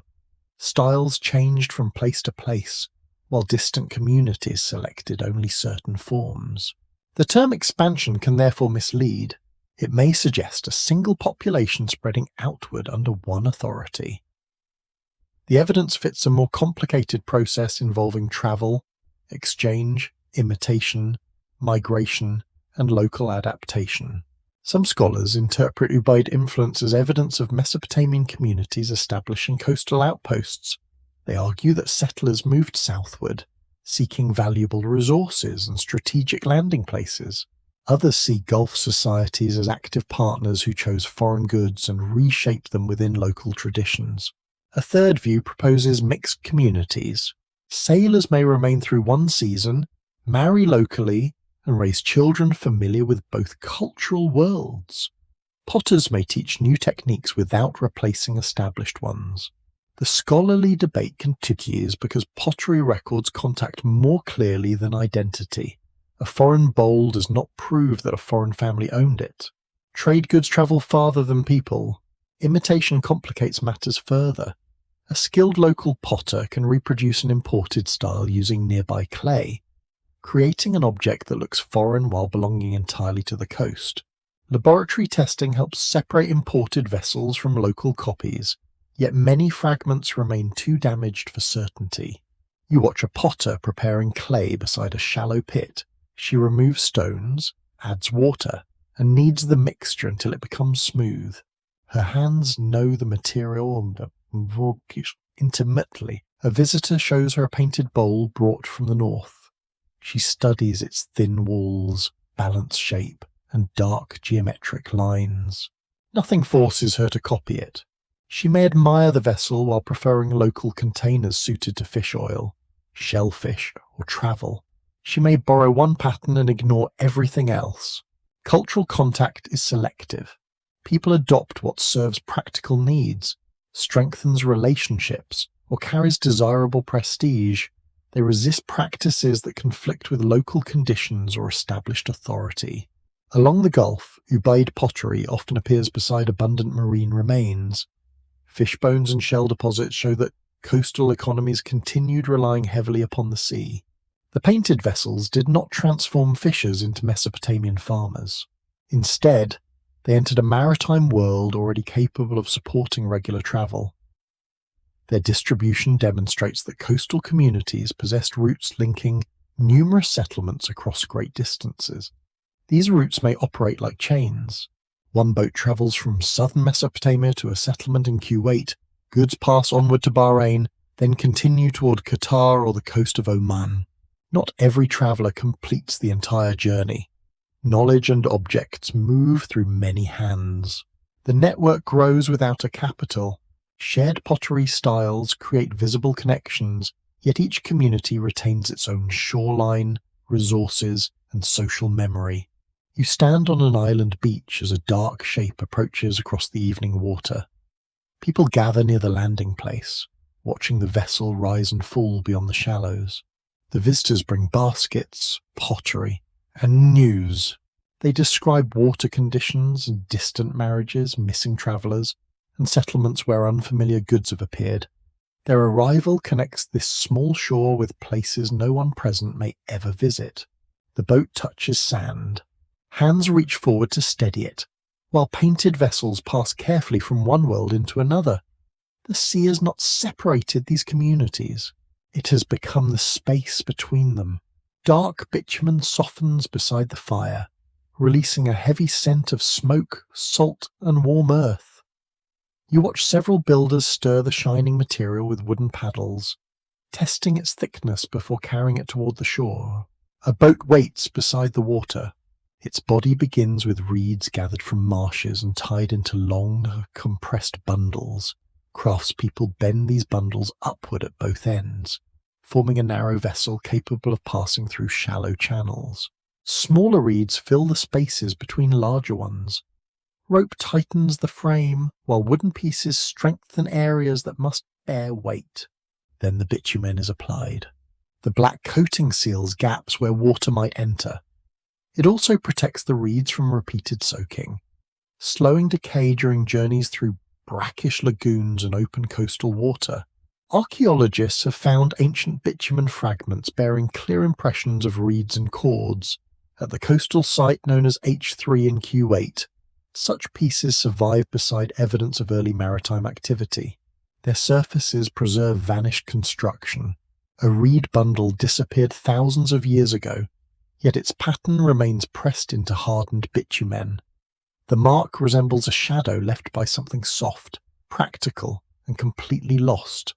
This is one of the clearest mainstream facts supporting early Gulf navigation. Boats were not merely imagined from pottery designs or later stories. Physical traces show that people built and waterproofed reed vessels during the 6th millennium, before the Common Era. You crouch near the hull as a builder presses warm bitumen into a narrow seam. His fingers move quickly because the material becomes stiff as it cools. The work demands judgment. Too little coating allows water through, too much adds unnecessary weight and may crack when the hull bends across waves. Bitumen itself rarely lies conveniently beside every settlement. People must locate natural deposits, collect the material, and transport it over considerable distances. This makes each boat part of a larger network. Reed cutters, rope makers, bitumen collectors, builders, fishers, and navigators all contribute specialized knowledge. A vessel may look simple from a distance, yet its construction depends upon many linked tasks. No single person needs to master everything. One family understands marsh plants, another knows how to heat bitumen without burning it. Experienced sailors recognize which hull shape remains stable under cargo. Knowledge moves through demonstration. A child watches cord pass around a bundle in a repeated pattern. Years later, those same hands perform the knot without conscious thought. Such skills survive because they are practiced, corrected, and remembered. A poorly tied boat provides an unusually persuasive lesson. You hear quiet laughter near the water as workers inspect one crooked bundle. Gentle mockery may serve a practical purpose, because humour helps people remember mistakes without requiring a formal lecture. The vessel is finally pushed into the shallows. It settles lower than expected, rocking beneath the first passenger. Water darkens the outer coating, but the interior remains dry. Cargo comes next. Baskets of dried fish are placed near the centre. Stone, shell, grain, pottery, woven cloth, and animal products occupy protected spaces between passengers. Every object changes the balance. A heavy load placed too far forward causes the bow to cut dangerously into waves. Weight gathered on one side makes the vessel respond badly to sudden wind. Loading, therefore, becomes another skill. The crew studies the boat as carefully as the weather. They shift baskets, adjust seating, and test the hull before leaving the sheltered inlet. The shoreline begins sliding past. For short journeys, sailors can follow visible landmarks. A pale ridge, a cluster of palms, or the shape of distant hills guides their progress. Longer passages require subtler signs. Sunrise and sunset provide direction. Stars hold their positions above familiar routes. Wind patterns change with seasons, while currents pull differently near islands and narrow channels. The colour of water also speaks. Pale green may reveal sand beneath the surface. Darker blue suggests depth, while disturbed lines can warn of reefs, submerged banks, or conflicting currents. Birds provide moving clues. Certain species feed far from land, while others return to nesting places near evening. A sailor watching their direction may sense an unseen coast beyond the haze. Researchers at Oxford University and the University of Chicago have examined how early societies developed navigation through repeated coastal experience. Their interpretations stress practical memory rather than mathematical instruments. A route becomes reliable through accumulated journeys. One sailor remembers where fresh water can be found. Another knows which island offers shelter during northern winds. Someone else recalls a dangerous shoal marked only by a change in waves. Together, their memories form a chart carried inside the group. The sea has no written signposts. A quirky tidbit appears in experimental boat building. Fresh reed vessels can float surprisingly high, even when their materials seem fragile to modern observers. Their flexibility may help them absorb wave movement. Instead of resisting every force like rigid timber, the hull bends slightly and spreads pressure across its bundles. This advantage comes with limits. Reeds become waterlogged over time, bitumen cracks, cords loosen, and marine growth adds weight. A boat requires constant care. Crew members inspect its surface during stops, reheating small amounts of sealant and replacing damaged bindings. Maintenance becomes part of travel rather than a separate task. The vessel lives only through attention. You move beyond the protected lagoon as the evening wind strengthens. The hull rises beneath you, then falls softly into the next trough. Water splashes across the bow. Nothing about this journey feels effortless. Arms tire from paddling. Salt dries upon skin, and every unusual sound attracts immediate notice. Yet the crew remains calm. They have crossed this route before, or they trust someone who has. Confidence rests upon shared experience rather than bravery alone. The open, scholarly debate concerns how far these boats travelled in one passage. Some researchers favour cautious coastal movement, with crews landing frequently near known water and shelter. Others argue that island distribution and imported goods imply longer open crossings. They suggest sailors sometimes move beyond sight of land, especially where direct routes save time and supplies. The evidence does not settle the question completely. Bitumen fragments prove boat construction, but they do not record every voyage. Imported objects reveal movement, yet several crews may have passed them along in the stories. Both models may be correct. Families probably use sheltered routes when possible and accepted open water when necessary. Weather, cargo, season, and confidence would shape each decision. Not every boat survives. Some overturn during sudden storms. Others drift toward hostile shores or lose direction when haze hides familiar landmarks. A failed voyage leaves little evidence. Read separate. Cargo sinks, and personal objects scatter across the seabed. Families waiting at home receive no clear explanation. This uncertainty gives successful sailors social importance. They bring desired goods, distant news, and stories from places beyond ordinary experience. Their knowledge may earn respect, marriage opportunities, and influence within community decisions. Navigation can therefore shape status. A person who understands the sea controls access to routes others cannot safely use. That power may remain informal, yet everyone recognizes it. You see the returning boat near a sunset. People gather along the shore while its dark hull approaches through copper-coloured water. Children run into the shallows, calling towards familiar faces. The passengers carry fewer goods than expected, but everyone has returned alive. Hands pull the vessel onto sand. Builders inspect the coating. Sailors describe the wind, and relatives search the baskets for unfamiliar objects. The journey becomes knowledge. Every crossing adds another detail to the community's mental map. A current shifted near one island, a spring tasted bitter at another landing, a new settlement offered shell, stone, and hospitality. A distant family asked about marriage. These details travel farther than any single boat. They pass between households, across generations, and through networks of people who may never meet. Maritime life grows from this patient accumulations of remembered journeys. The reed hull rests beneath the darkening sky. Its surface is scarred, repaired, and blackened by many fires. It contains no engine, compass, or written chart. Still, it carries people across the inland sea. Within its cords and bitumen lies an organised system of labour, memory, trust, and risk. The boat is more than transport.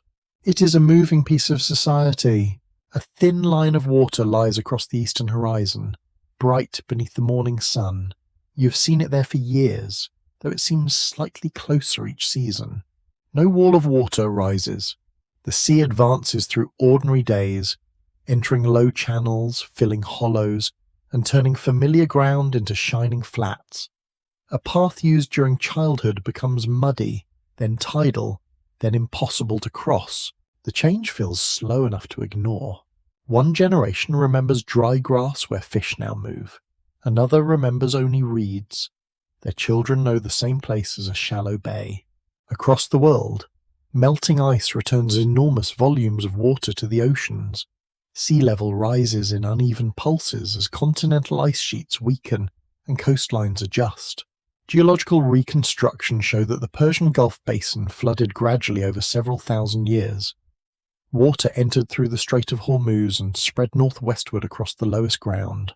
The process began while much of the basin remained exposed. Islands appeared as ridges became surrounded, and ancient valleys transformed into narrow inlets. Your feet sink into wet sand beside a settlement built close to fresh water. Salt now reaches the outer spring during high tides, leaving a bitter taste at its edge. People notice immediately. Freshwater plants begin dying near the lower bank. Fish associated with brackish water enter channels where children once collected river species. A family moves its storage baskets onto higher ground. Nothing about this decision seems historic. They simply protect food from dampness, insects, and an unusually high tide. The next flood reaches farther. Households rebuild walls several steps inland. Hearths are raised, paths are redirected, and boats become useful within places once crossed on foot. Adaptation postpones departure. Human communities often remain attached to vulnerable ground because land is more than a surface.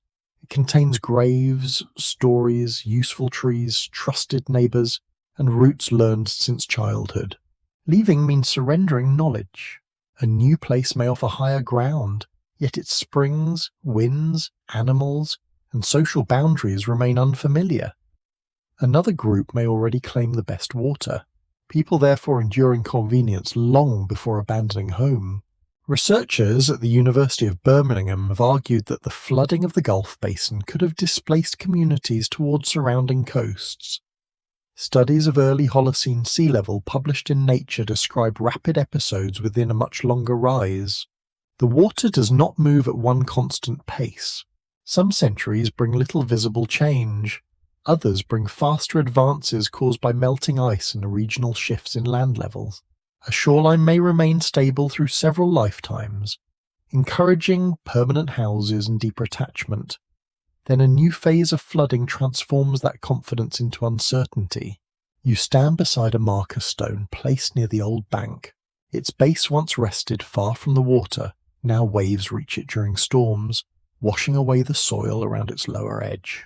An elder points toward distant shallows. He remembers hunting there when the ground remained dry. Younger listeners glance across the water, trying to imagine paths beneath its surface. Memory becomes geography. People name drowned places even when they can no longer visit them. A submerged hill may retain the name of a camp. A bay may still be described as a valley. Language preserves shapes that maps cannot show. Such memories can survive for centuries when repeated through stories, songs, and ritual journeys. Yet each retelling changes slightly, blending observation with meaning. The sea may become an intruder, a punishment, a living being, or a boundary placed by powerful forces. Practical loss becomes sacred explanation.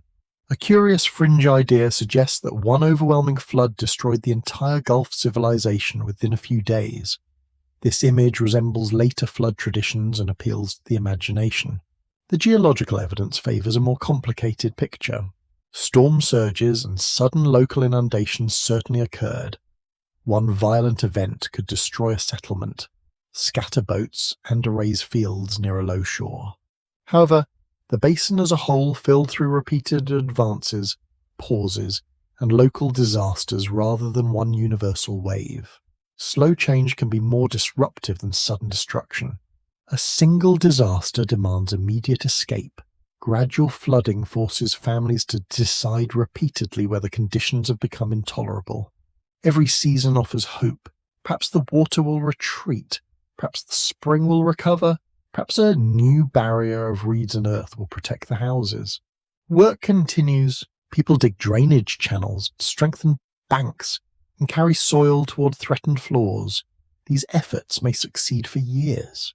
The settlement changes shape around the rising water. Boats move between houses during high tides, while dry paths survive on narrow ridges. Children adapt quickly.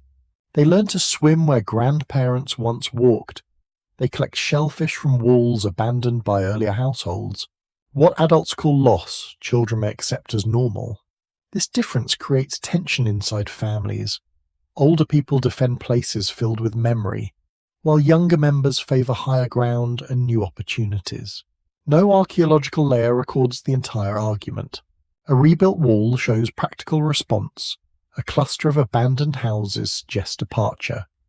Graves left behind may reveal attachment, though their meaning remains uncertain. The scholarly debate concerns how much population movement the rising Gulf caused. Some researchers believe the shrinking plain concentrated people along the Arabian and Mesopotamian margins. This pressure may have encouraged larger settlements, stronger exchange networks, and new forms of cooperation. Other scholars caution against treating environmental change as the single cause of social development. Communities also respond to trade, technology, conflict, marriage, and local political choices. Water creates pressure, not destiny. Different groups may answer the same rising sea in different ways. One community moves gradually inland. Another shifts toward boats and remains near the coast. A third divides. Some households join relatives elsewhere, while others protect the old settlement till the final freshwater source becomes unusable. You watch such a departure at dawn. Bundles lie near several boats. Pottery is wrapped in mats. Tools are tied together, and dried food rests beneath woven covers. People carry what can travel. Heavy grinding stones remain beside empty houses. Broken vessels stay near cold hearths. Wooden posts stand without roofs. A woman pauses near a grave marked by shells. She cannot move the person buried there. She takes one shell from the marker and places it inside her clothing. The gesture leaves no clear archaeological signature. The boats push away. They follow a shoreline that did not exist during the lives of their grandparents.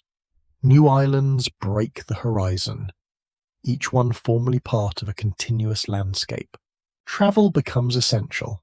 Communities separated by water maintain contact through boats, exchanging food, partners, news, and practical knowledge. Rising seas destroy some routes while creating others. A hill becomes an island harbour. A river mouth becomes a sheltered bay. Loss and opportunity arrive together. People skilled in wetland travel may adjust more successfully than those dependent upon open grassland. Families owning strong boats gain influence because transport now shapes survival. Maritime knowledge grows more valuable with every flooded channel. The sea teaches through pressure. It rewards flexible settlements, portable goods, shared labour, and reliable navigation. It punishes confidence placed upon low ground. Yet nobody sees the entire transformation. Each person experiences only a portion of the rise. A child grows old while the shoreline moves several kilometres. The full drowning exists only across generations. Your mind drifts above the shrinking plain as evening gathers. Fires glow upon scattered ridges, separated by widening bands of water. Voices still cross the channels. Families call toward relatives on the opposite shore. Boats move between islands, carrying baskets, children, animals, and the remains of household life. Behind them, dark water covers paths once marked by footprints.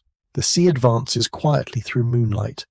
It enters abandoned rooms, lifts reeds from collapsed roofs, and settles above cold hearths. Nothing announces the end. A settlement disappears from use, then from sight, then from memory. Its name survives briefly among displaced families before becoming attached to another place. The homeland grows smaller. Eventually only islands and surrounding coasts remain above water. People stand upon new shores, looking across a sea that contains their former world. They do not call it lost. They remember where it lies. Rain presses against the roof in a steady rhythm, and the river has already climbed beyond its usual bank. You sit near a small lamp while an elder speaks quietly of water that once covered the whole world. The story begins with warning. People continue their ordinary work, unaware that the familiar order is weakening. Animals grow restless, clouds gather.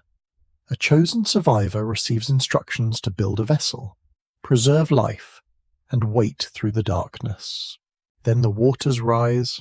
Mesopotamian flood traditions survive in several ancient texts, copied upon clay tablets by scribes who lived thousands of years after the earliest Gulf shorelines vanished.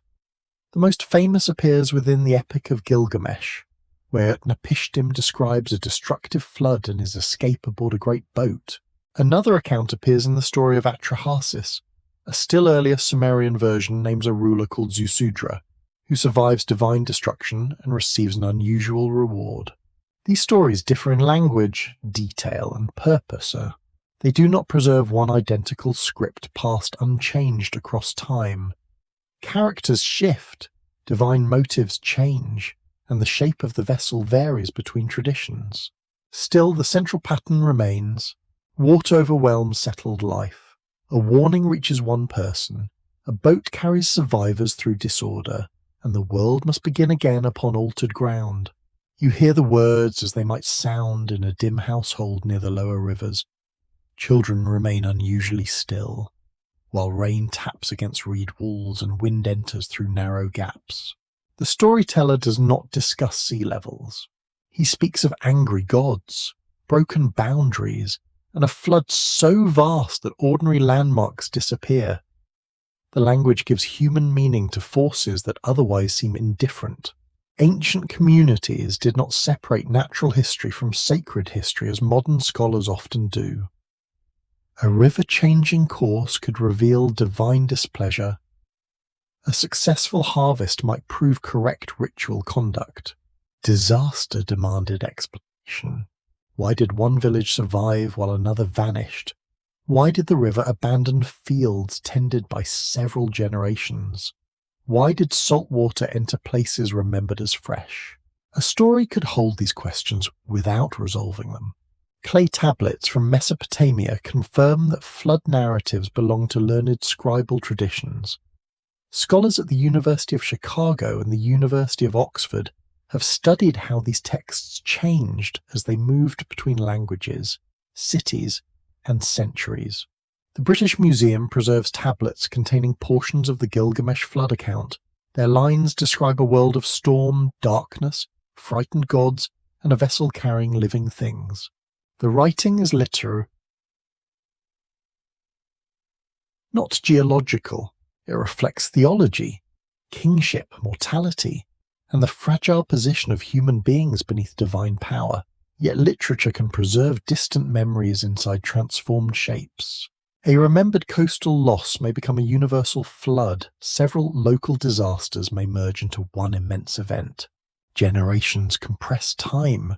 A grandmother remembers an island abandoned during her childhood. Her grandson hears that the sea took several settlements. Much later, the tale describes water swallowing every known land. This does not make the story false. It makes the story human. Memory protects emotional truth more reliably than measurement. People remember fear, departure, hunger, and the sight of familiar ground disappearing beneath water. Exact dates fade first. You imagine a family carrying such memories towards southern Mesopotamia. They settle near another river, build new houses, and teach children the names of places now unreachable. Their descendants inherit fragments. One phrase describes a freshwater spring beneath the sea. Another remembers boats tied together during a violent storm. A third speaks of ancestors who came from a drowned country. Scribes later reshape these fragments with informal narratives. The gods decide humanity has become troublesome. A wise deity secretly warns a favoured man. The survivor builds according to precise instructions and seals the vessel against water. That sealing detail is shown. Mesopotamian flood texts describe the use of bitumen in boat construction. Archaeology confirms that bitumen served as a waterproofing material around the Gulf and southern Mesopotamia for thousands of years. The story therefore rests inside a believable technological world. Its vessel may be exaggerated, but its materials belong to ordinary human experience. Listeners understand how reeds, wood, rope, and bitumen stand between life and deep water. One fringe interpretation claims the flood tablets describe a technologically advanced civilization destroyed in a single global catastrophe. Some versions place this society beneath the Persian Gulf and imagine its survivors teaching agriculture, astronomy, and writing to simpler peoples. The evidence does not support such a lost empire. No confirmed archive, machine, palace, or monumental capital has emerged from the Gulf seabed.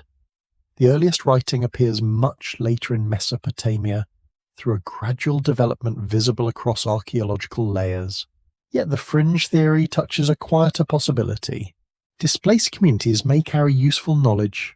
They may understand fishing, navigation, wetland plants, seasonal weather, and the construction of watercraft. When they join inland or coastal settlements, these skills can influence local life without creating a sudden civilizing miracle. Human knowledge usually spreads through ordinary contact. A boat builder teaches one household, a fisher shows another family how to read currents.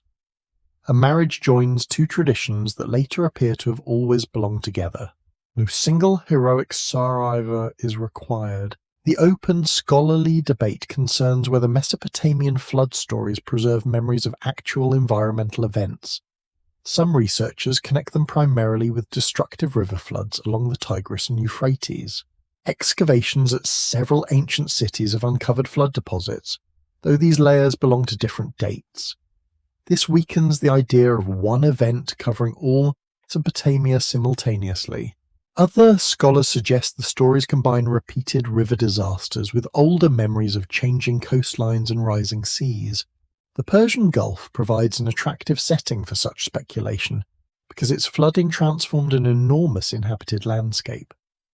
However, no tablet clearly identifies the drowned basin as the source of the tradition. The connection remains possible, not proven. You listen as thunder passes beyond the house. The elder reaches the moment when the survivor opens a small window and releases birds to search for land. One returns, another does not. The listeners know what this means. Somewhere beyond the endless water, dry ground waits. Birds often guide sailors toward land and their behavior would be familiar to maritime communities. The detail feels practical even within a sacred story. The vessel finally rests. The survivor steps into a world washed clean. The grief remains beneath every act of renewal. He offers sacrifice, and the gods gather near the scent. The story does not celebrate destruction. It presents survival as lonely and costly and morally uncertain. Humanity continues, but the old world cannot be restored. This may explain why flood traditions endure so powerfully. They transform collective loss into a shape that can be spoken aloud. Water becomes both destroyer and the boundary between one age and another. A settled field can be rebuilt. A drowned homeland remains inaccessible. The story preserves that finality. You feel the lamp flicker as the rain softens outside. The river has stopped rising, and voices return along the nearby path. Ordinary life resumes, yet the children remember the tale. One child repeats it years later beside another river, changing a few details without noticing. A boat becomes larger, the storm grows longer, the survivor gains a new name. The vanished shore moves farther from history and deeper into myth. Perhaps the Gulf flooding contributed only a distant echo. Perhaps repeated river floods created the tradition entirely. It is also possible that several memories flowed together, like tributaries joining one dark channel. The tablets preserve the final current. Beneath their divine arguments and magnificent storms, you can still sense frightened families watching water enter familiar ground. They lift baskets, untie boats, and call toward relatives through rain. The gods speak loudly in the street. Human memory whispers beneath them. Incense drifts through a temple chamber while a scribe presses careful signs into damp clay. You stand beside him as he records a place far toward the rising sun. He calls it Dilmun. In Mesopotamian tradition, Dilmun appears as a distant eastern land associated with purity, abundance, and divine favor. Some texts describe it as bright, clean, and strangely untouched by sickness or decay. The description feels as your mystery, mate. Yet Dilmun was not merely an imaginary paradise. Archaeological evidence connects the name with a real trading region centered upon Bahrain and nearby Gulf shores. Excavations reveal settlements, temples, workshops, seals, and vast burial fields. These remains belong to communities that linked Mesopotamia with lands farther east. You step into a harbour under white sunlight. Boats rest beside a low shore, their cargo shaded beneath woven coverings. Copper arrives from Oman, timber and precious stones travel from distant routes. Grain, cloth, oil, pottery, and crafted goods move south from Mesopotamia. Dilmun stands between these worlds. Its power grows from position rather than conquest. Merchants, sailors, translators, and local leaders manage the flow of goods through ports scattered around the Gulf. Records from Mesopotamian cities confirm that Dilmun merchants appeared within established commercial systems. Clay tablets mention goods, payments, journeys, and officials connected with Gulf trade. Researchers from the University of Chicago have shown how these documents reveal organized exchange across great distances. The texts describe practical concerns rather than fantasy. Cargo must be measured, debts must be remembered, crews need provisions, and officials expect their share. Behind the sacred image lies a working commercial society. You hear wooden containers being dragged across packed earth. Sailors argue over weight, merchants inspect seals, and scribes record quantities with the calm seriousness of people who dislike missing inventory. The harbour smells of bitumen, fish, sweat, and stored grain. Nothing resembles a perfect garden. Yet sacred geography often grows around real places. A distant trading land can become idealized because it supplies rare goods and lies beyond ordinary experience. Sailors return with stories shaped by heat, danger, and memory. A fertile island surrounded by salt water may appear miraculous to visitors from dry landscapes. Fresh springs rise through Bahrain, creating gardens where palms and cultivated plants can flourish. Water becomes the center of wonder. One Mesopotamian composition describes Dilmun as a land lacking several familiar afflictions. Predators do not threaten livestock, sickness does not trouble the old, and sorrow seems absent. The passage does not read like a travel report.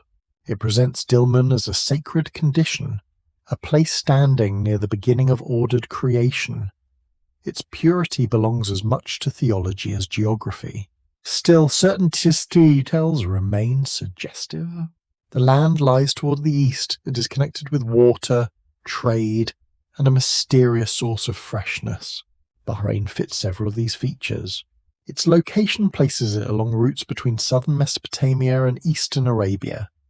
Natural springs once supported settlement and agriculture across parts of the island. Some freshwater sources even emerged near the coast or beneath shallow seawater. Sailors could encounter drinkable water where salt should dominate. That experience must have seemed extraordinary.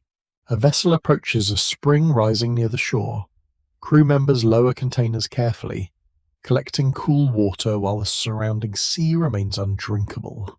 To an exhausted traveller, the boundary between natural wonder and divine gift becomes very thin. A quirky tradition claims that Dilmun was the original Garden of Eden. Writers point toward Eastern geography, abundant water, and the paradise language preserved in Mesopotamian texts. The comparison is intriguing but unproven. Sacred gardens appear across several traditions, and similar images can develop independently. A fertile island does not automatically become the source of every later paradise story, yet Bahrain's water and greenery may have encouraged visitors to describe it in unusually elevated terms. A place can be real and symbolic at once. You walk inland from the harbour toward date palms and low fields. Irrigation channels carry water between gardens, while mud brick buildings rise beyond them. Workers shape seals from stone. These small objects carry carved images of animals, boats, people, and geometric designs. When pressed into clay, they mark ownership, authority, or participation in exchange. Dilmun seals possess distinctive styles. Their distribution across Bahrain, Eastern Arabia, and Mesopotamia shows that merchants operated within a recognizable cultural system. The seals are small enough to fit inside the hand, yet they reveal networks spanning hundreds of kilometers. Prestigious research from teams connected with Harvard University has helped refine the chronology of Gulf trade. Archaeological work across Bahrain has also revealed changes in settlement, political organisation, and commercial activity. The evidence suggests that Dilmun grew through several stages. It was not a single kingdom existing unchanged for thousands of years. Different centres gained importance as routes, markets, and regional powers shifted. This makes the identification of Dilmun more complicated. Some scholars place its earliest core in eastern Arabia or Kuwait, especially near sites connected with early Gulf exchange. Others emphasize Bahrain as the main centre during later periods of prosperity. The name may have referred to a broader region at certain times. Ancient geographical labels often move with political and commercial influence. A name can begin with one place, expand across a network, then contract around a dominant centre. The open scholarly debate therefore concerns both location and time. Was Dilmun originally an island kingdom, a coastal trading zone, or a sequence of connected centres? The surviving evidence permits several carefully argued answers. You enter a large building where storage rooms surround a central courtyard. Clay jars stand against the walls, their mouths sealed against insects and theft. Officials track incoming goods. Their authority may depend upon controlling water, trade, temple offerings, or access to foreign merchants. These roles can overlap. Religion and commerce rarely remain separate in early states. A temple can store wealth, guarantee agreements, and lend sacred authority to rulers. Merchants may offer gifts to divine powers seeking protection during dangerous voyages. The gods become partners in trade. A successful return appears to confirm favour. A lost vessel can be blamed upon neglected ritual, poor judgment, or the unpleasant combination of both. Dilmun's sacred reputation may grow partly from this relationship. It serves as a gateway through which valued goods enter Mesopotamia. Copper is especially important. Communities in southern Mesopotamia lack major local metal sources. Copper arriving through Gulf routes supports tools, ornaments, and developing craft traditions. A place controlling that movement gains prestige beyond its size. The famous Mesopotamian poem about the hero Gilgamesh also associates Dilmun with Utnapishtim, the survivor of the Great Flood. He lives far away, beyond ordinary human reach. This places Dilmun near the edge of the known world. It becomes a destination where death, memory, and divine privilege meet. The journey toward it is both geographical and spiritual. Such stories may preserve the feeling Gulf travel inspired among inland audiences. The East offered wealth, danger, strange waters, and lands reached only through skilled navigation. You stand at the harbour during the sunset. Boats return as the sky turns copper above the sea. Merchants gather near the landing place, while temple servants prepare lamps along a stone platform. The island appears calm, prosperous, and protected. Perhaps that appearance explains everything. To a sailor arriving from dry coasts, fresh water and green gardens feel sacred. To a merchant, organised storage and trustworthy partners feel almost equally miraculous. Dilmun may never have been a drowned capital beneath the deepest gulf. Its mystery lies elsewhere. It stands where archaeology and myth touch without fully merging. One reveals ports, seals, trade, and political ambition. The other preserves brightness, purity, and a land close to creation. You watch darkness settle across the harbour. Fresh water continues rising beneath the island, invisible until it reaches the surface, and beyond the shore, the Gulf holds older landscapes beneath its quiet water. Perhaps Dilmun inherited memories from those vanished places. Perhaps its sacred image grew entirely from island springs and maritime wealth. The clay tablets offer no final answer. They leave you with an eastern land that is real enough to excavate, yet strange enough to remain partly beyond history. A drum sounds across the water at dusk, low and steady beneath the evening wind. You stand on a narrow shore while boats approach from several directions. No royal banner marks them.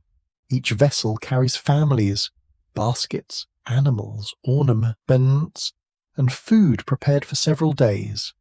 Some travellers come from islands, others follow rivers from the north or cross from the Arabian coast. They gather because the season has turned. The meeting place contains no palace, city wall, or monumental gate. Low houses spread near the beach, while temporary shelters appear across higher ground.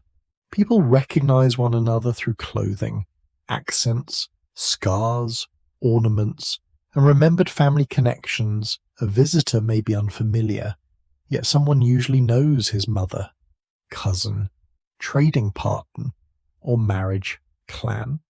This is how a network becomes visible. It does not require one ruler standing above everyone. It grows through repeated meetings, shared customs, mutual obligations, and routes learned across generations. Archaeological evidence around the Persian Gulf reveals communities linked by pottery, boat technology, ornaments, food practices, and imported materials. Similar objects appear across distant settlements, though each place keeps local habits. The pattern suggests connection without complete uniformity. Researchers from the University of Chicago and the University of Oxford have shown that early societies often formed wide cultural networks without central governments. Shared styles can spread through exchange, marriage, migration, imitation, and ritual gathering. Power remains dispersed.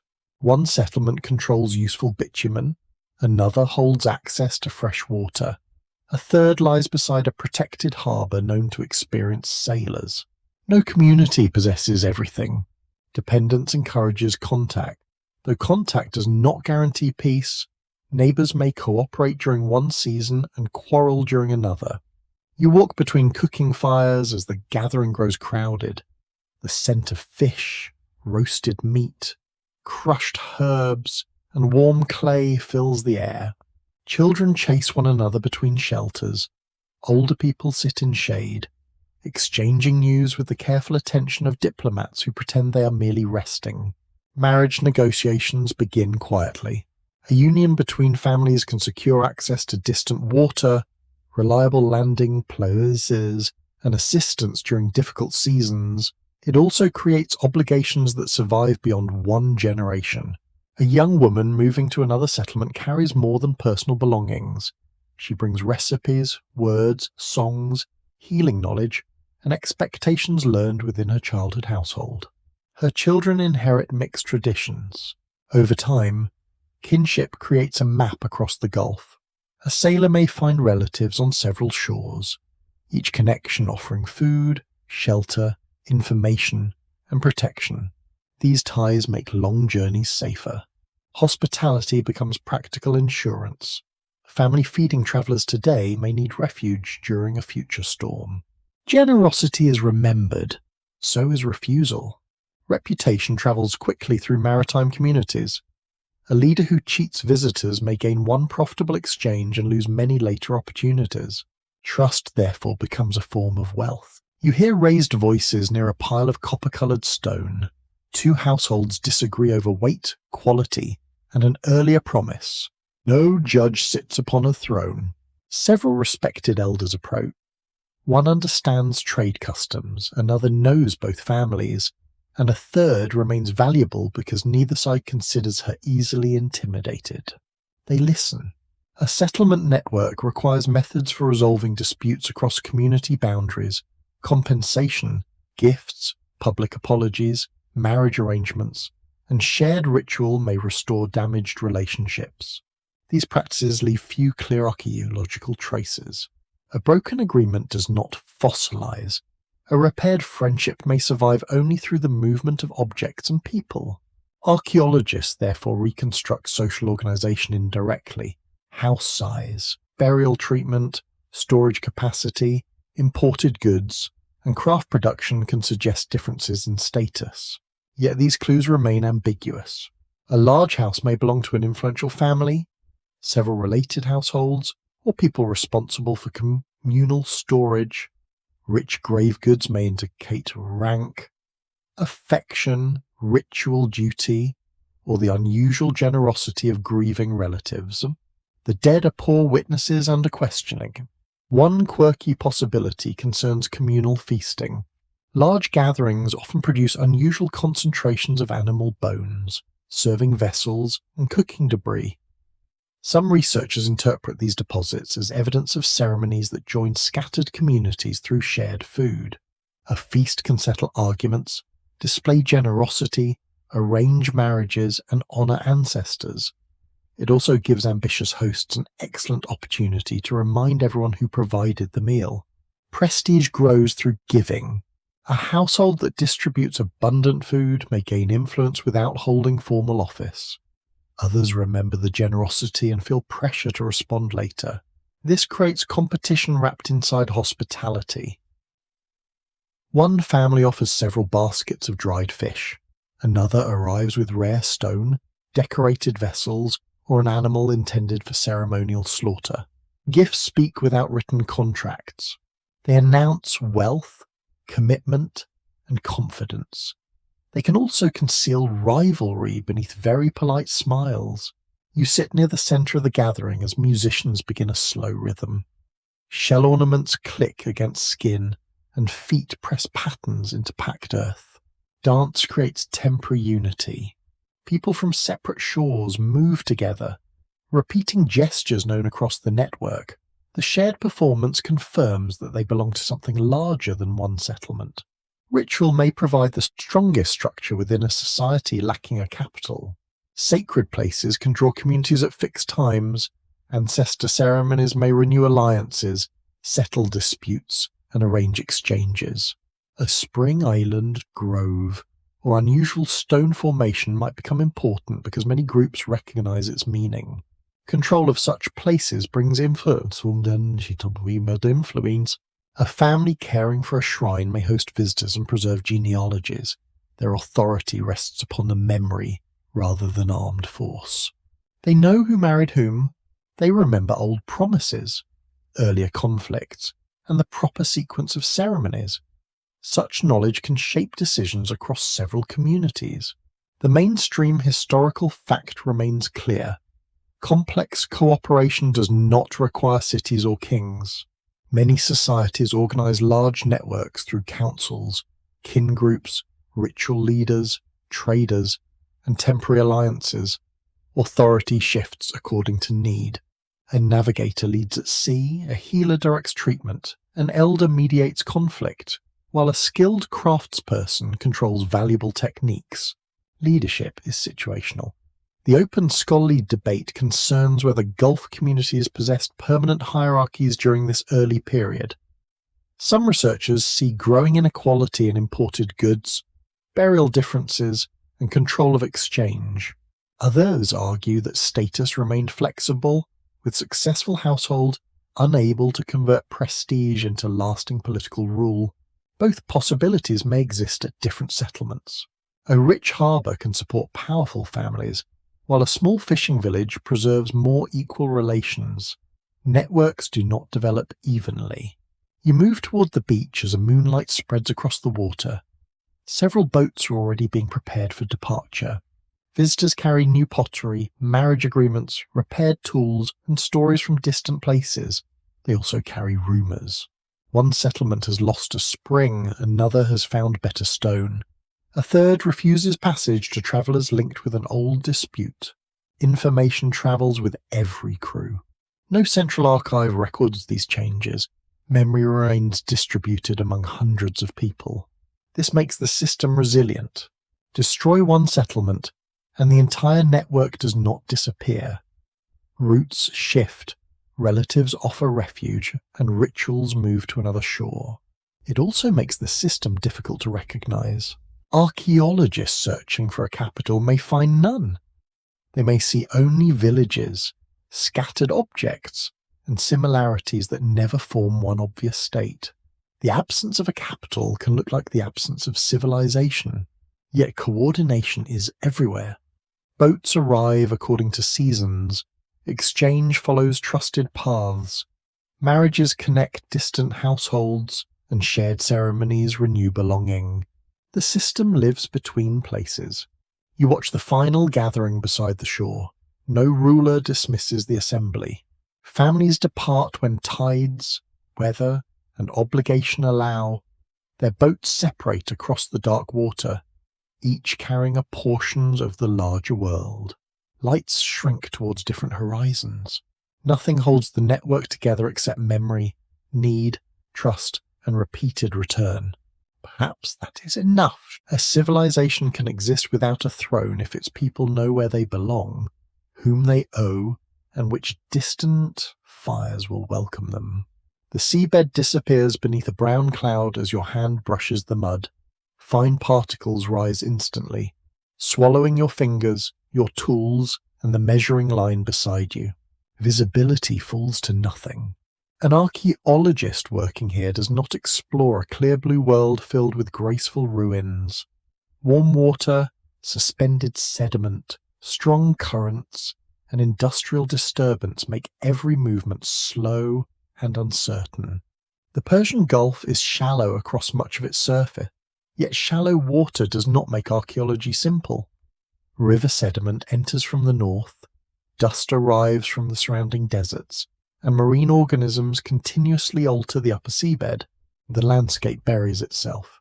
Ancient settlements may lie beneath several meters of mud, sand, shell, or hardened carbonate. A stone structure can vanish below deposits that appear completely natural from above. Wooden posts decay unless unusual conditions protect them. Woven mats collapse, rope separates, and reed walls leave only faint chemical traces within darkened soil. Bone faces different dangers. Warm water encourages biological activity, while changing salt levels weaken organic material. Burrowing creatures disturb layers as they tunnel through sediment, mixing objects from separate centuries. A shell dropped beside a hearth may move downward. A stone flake can rise toward the surface through erosion. Their original relationship becomes difficult to prove. Context dissolves quietly. Archaeologists value an object because of where it rests, what surrounds it, and which layer contains it. Without those connections, even a beautiful artifact may reveal very little. A decorated fragment recovered from a fishing net might come from a drowned settlement. It might also have fallen from a vessel centuries later. The seabed offers no convenient label. Researchers from the University of Southampton have developed methods for mapping submerged prehistoric landscapes through sound, sediment sampling, and environmental reconstruction. Their work in several coastal regions shows how entire river valleys can survive beneath marine deposits. Finding a valley remains easier than finding a household. A buried channel may stretch for many kilometers. A campsite might occupy only a narrow patch beside one bend, with hearths smaller than a modern dining table. Survey equipment can identify large canises in elevation. It struggles with scattered flakes, fish bones, post holes, and thin layers of ash. You move along a measured line while a vessel hums above the water. Instruments send sound toward the bottom and record differences in returning echoes. A ridge appears on the screen. It could be a former riverbank, a natural reef, a compacted sand body, or material dumped during the modern construction. Each possibility demands further testing. A sediment core enters the seabed and removes a slender column. Its layers show environmental change, though the sample represents only one tiny point within an enormous basin. Move several meters away, and the sequence may differ. A buried channel bends unexpectedly. Erosion removes one surface while preserving another nearby. The search becomes a contest between careful modelling and geological complexity. The mainstream archaeological fact is rather humbling. Most prehistoric sites are discovered because something exposes them, not because researchers search every possible location. Road cuts reveal buried layers, farmers uncover tools, coastal erosion opens ancient surfaces along cliffs and beaches. None of these accidents operates easily beneath the Gulf. The strongest sites may remain sealed beyond ordinary observation. Their excellent preservation could make them nearly impossible to locate. A settlement buried quickly beneath soft sediment may retain floors, hearths, and organic remains. The same protective covering hides it from divers and surface survey. Preservation and invisibility become partners. You press a narrow probe into the mud, it passes through loose marine sediment, meets a compact layer, then enters softer material below. The change could mark ancient soil. It could also represent a natural shift in deposition. Only laboratory analysis can distinguish plant-rich ground from tidal mud, wind-blown dust, or material laid down by river flooding. Samples travel into clean rooms where specialists examine grains, pollen, shells, minerals, and microscopic remains. Their evidence may identify a freshwater marsh or exposed land surface. Human occupation demands something more specific. Charcoal concentrations, worked stone, cut bone, constructed surfaces, or repeated patterns can strengthen the case. One doubtful object rarely carries enough weight. This caution frustrates anyone hoping for immediate revelation. A curious fringe tale describes geometric formations supposedly visible through satellite images of the Gulf. Enthusiasts identify walls, roads, pyramids, and harbour entrances beneath the water. Satellite imagery can reveal shallow features under favourable conditions. It can also transform reefs, dredging scars, wave patterns, and digital processing errors into remarkably persuasive architecture. The human eye completes unfinished shapes. Straight lines seem especially convincing because people associate them with design. Nature, however, produces linear ridges, fractures, channels, and shore features with irritating competence. Modern industry adds further confusion. Shipping lanes cross the Gulf continuously. Ports expand through dredging, while artificial islands reshape currents and sediment movement. Pipelines, cables, anchors, drilling structures, and discarded material cover portions of the seabed. Their forms can resemble older features when seen through poor resolution. Construction can also destroy evidence. A dredging machine removes sediment rapidly, mixing ancient surfaces with recent deposits. Objects may be lifted, broken, transported, and released far from their original locations. An artifact found within dredged material loses much of its archaeological value. Its age may remain measurable, but its precise setting has vanished. Oil development creates another challenge. Large areas require restricted access, careful coordination, and expensive safety procedures. Archaeological investigation must operate beside commercial activity, political borders, and security concerns. The Gulf touches several modern nations, each possessing different laws, institutions, research priorities, and territorial waters. A drowned river system ignores these boundaries. One channel may cross several jurisdictions, requiring cooperation between governments and research teams. Permits, equipment, funding, and conservation facilities all become necessary. Underwater excavation costs far more than work on land. Divers require vessels, breathing equipment, medical support, navigation systems, and trained crews. Every recovered object must remain stable while moving from saltwater into laboratory conditions. Waterlogged material can crack or collapse during drying. Salt crystals grow inside pottery and stone, damaging surfaces unless conservators remove them gradually. Discovery creates responsibility. An excavated object cannot simply be placed upon a shelf. Its preservation may require months or years of controlled treatment. This practical burden shapes which sites receive attention. Researchers often begin with locations offering strong evidence, manageable depth, and protection from heavy traffic. The hidden heart of the basin may remain untouched. The open scholarly debate concerns whether limited discoveries indicate sparse occupation or insufficient searching. Some archaeologists argue that a heavily populated plain should have produced clearer traces along its surviving margins. Others answer that changing shorelines, thick sediment, and restricted exploration create an enormous gap in the record.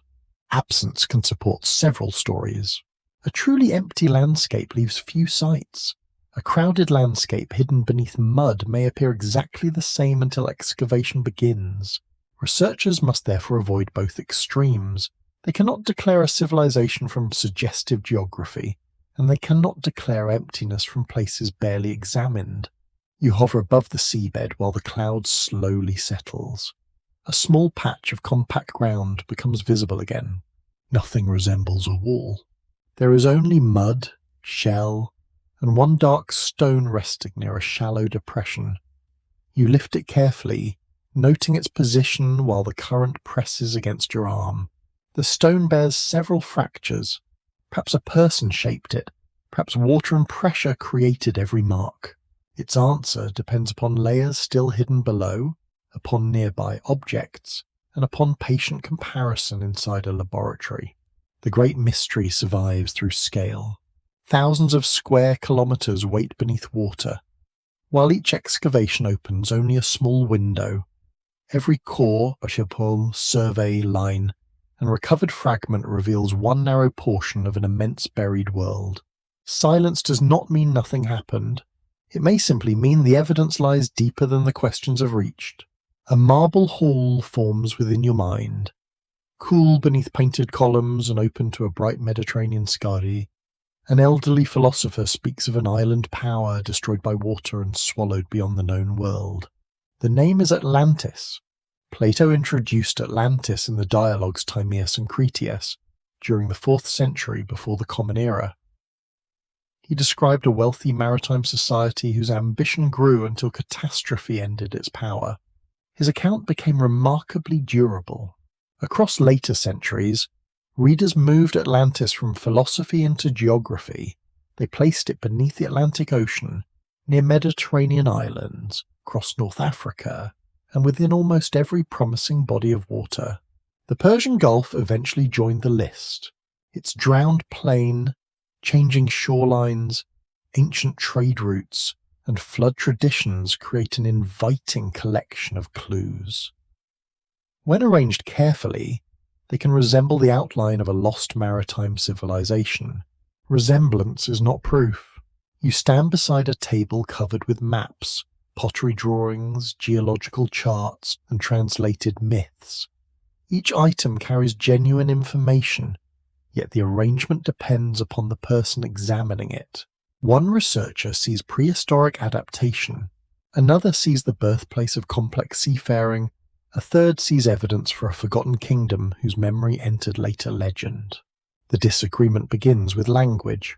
What does civilization mean? Some scholars reserve the word for societies possessing cities, formal government, organized religion, specialized labor, and systems of record keeping. Under that definition, the submerged Gulf communities remain unproven. No confirmed urban center has emerged from the basin. No administrative archive identifies rulers, taxes, temples, or organized territories. Other researchers use a wider definition. They argue that societies can coordinate trade, ritual, marriage, navigation, and resource sharing without cities or written records. Complexity may exist through relationships rather than monuments. This second approach makes the Gulf evidence appear more significant. A connected world of villages, seasonal gatherings, maritime routes, and specialized knowledge can shape history profoundly. It may influence later urban societies without resembling them. The debate is not merely about objects. It concerns which forms of human organization deserve attention. Archaeology once favored stone buildings, royal tombs, weapons, and inscriptions because such evidence survives visibly.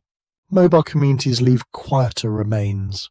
Their achievements may rest inside navigation, ecological knowledge, storytelling, diplomacy, and flexible cooperation. These forms rarely produce spectacular museum halls. A palace impresses visitors. A successful network of relatives crossing to dangerous water receives fewer postcards. You hear papers turning inside a university seminar room.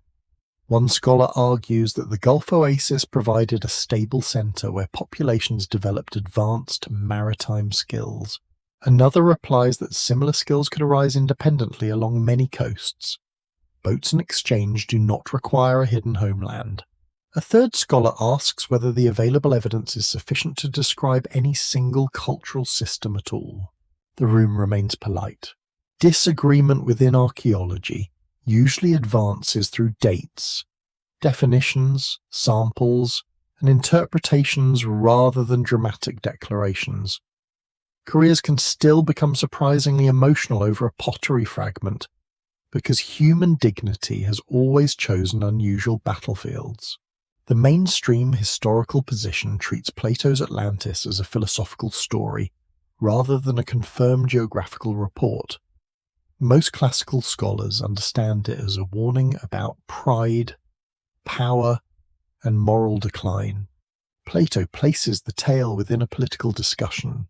Atlantis becomes a contrast to an idealized ancient Athens.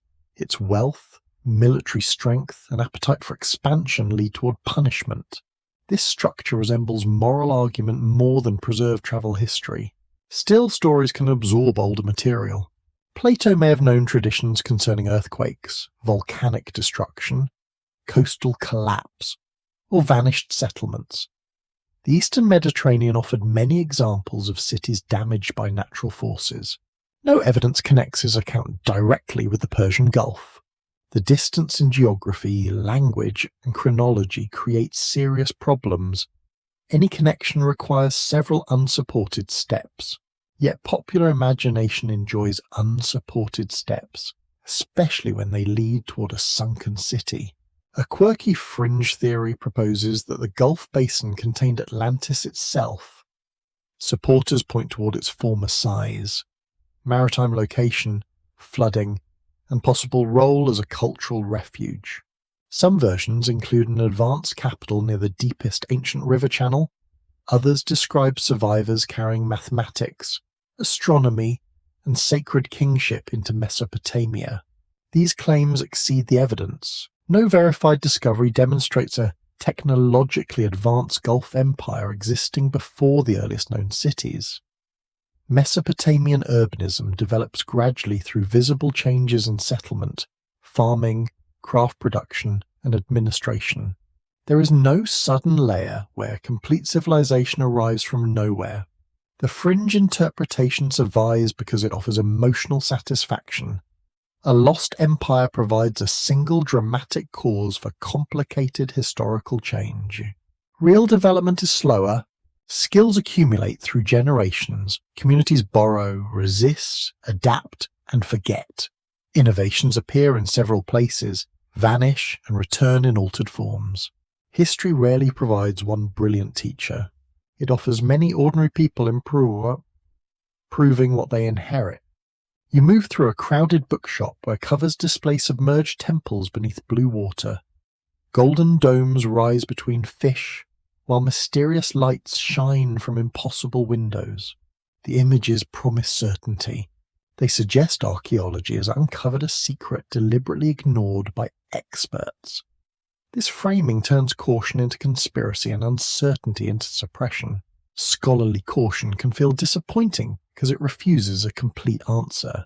A researcher may say a settlement is possible, a migration plausible, and a connection unconfirmed. These phrases sound weak beside a confident claim that civilization began beneath the Gulf. Yet caution protects the mystery from becoming fiction. A hypothesis remains useful only when evidence can challenge it. If every missing object becomes proof of destruction, and every disagreement becomes proof of concealment, the idea can never be tested. It becomes belief. The open scholarly debate is more interesting than the conspiracy. Did the submerged basin support dense, long-lasting communities whose social systems influenced nearby regions? Or did it contain scattered groups whose importance has grown through modern imagination? Perhaps occupation varied enormously across time. A river junction may support a substantial settlement during one climatic phase. The same place may stand empty centuries later. Several complex communities could exist without forming one unified civilization. Their languages, customs, and alliances may differ, despite sharing roots and resources. Modern labels can flatten that diversity. Calling everything the Gulf civilization creates a clear story, But clarity may come at the cost of accuracy. The basin lasted through thousands of years and many environmental changes. No single society could remain unchanged across that span. You examine two small fragments resting beneath laboratory light. One carries painted lines associated with distant exchange. The other is a plain local sherd from a cooking vessel. The painted piece attracts immediate attention. The plain fragment may reveal more about daily life. Its residue could identify food, fuel, and household practice. Civilization hides inside ordinary habits. How people share meals, settle disputes, raise children, and manage risk can matter more than rare objects. These practices create continuity when political centers rise and fall. Perhaps the search for Atlantis asks the wrong question. It seeks one extraordinary city when the stronger story may involve hundreds of modest settlements. It expects a dramatic collapse when families may have relocated gradually. It searches for rulers while overlooking networks. This quieter interpretation lacks golden towers, but it fits the surviving evidence more comfortably. It also makes the drowned landscape feel more intimate. The people beneath the Gulf need not be superhuman ancestors. They can remain fully human. They make mistakes, lose boats, argue over resources, and misunderstand changing weather. They also preserve knowledge, maintain alliances, and adapt to water moving across their homeland. Their importance does not depend upon Plato. You leave the marble hall and return to the warm Gulf night. Harbour lights shimmer across dark water, broken by slow waves. No outline of Atlantis appears below. There may be villages, camps, graves, tools, and forgotten landing places. There may also be long stretches where nobody stayed. The uncertainty remains honest. Perhaps the lost civilization is not lost because scholars refuse to recognize it. Perhaps it is lost because modern expectations demand the wrong shape. A civilization without a capital can disappear without leaving one dramatic ruin. It survives instead through patterns scattered across shores, myths, objects, and human movement. That possibility is quieter than Atlantis. It may also be closer to the truth. A research vessel moves across the Persian Gulf beneath a colourless morning sky. You stand near the rail while cables disappear into water that hides an older world. Inside the vessel, screens begin drawing the seabed. Sound pulses travel downward, strike buried surfaces, and return as measured echoes. Computers translate those echoes into ridges, channels, terraces, and slopes invisible from the deck. The process resembles listening to darkness. One line appears, then another. Each crossing adds detail until the seabed begins losing its smooth and featureless disguise. A valley emerges beneath the water. Its sides descend gently toward a winding channel. Smaller branches enter from both directions, forming a pattern familiar from rivers visible on land. Nature has preserved the shape.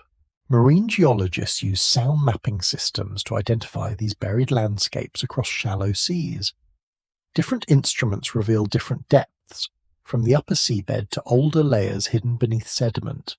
Some systems record the surface with remarkable precision. Others send sound deeper, exposing former riverbeds covered by the younger marine deposits. Researchers at the University of Southampton have applied such methods to submerged prehistoric landscapes around the world. Similar approaches now help specialists reconstruct the changing geography of the Persian Gulf. You watch coloured lines fill the screen. Red marks higher ground, blue indicates deeper channels, while pale bands suggest terraces shaped by ancient shorelines. The image is not a photograph. It is a mathematical reconstruction built from thousands of measurements. Every point represents distance calculated through the speed and return of sound in water. Temperature and salinity can alter that speed slightly. Currents move the vessel. Waves disturb instruments, and soft sediment absorbs part of the returning signal. Accuracy requires constant correction. The crew measures water conditions, checks location, and repeats uncertain lines. A ridge appearing during one pass must appear again from another direction. Only repeated patterns earn confidence. A mainstream geological fact guides this work. The Persian Gulf occupies a broad continental basin that remained exposed during periods of lower sea level. Modern mapping reveals the pathways water once followed across that floor. Buried channels show where rivers joined, separated, and moved toward the distant ocean. These channels do not look identical through every centuries. Rivers wander.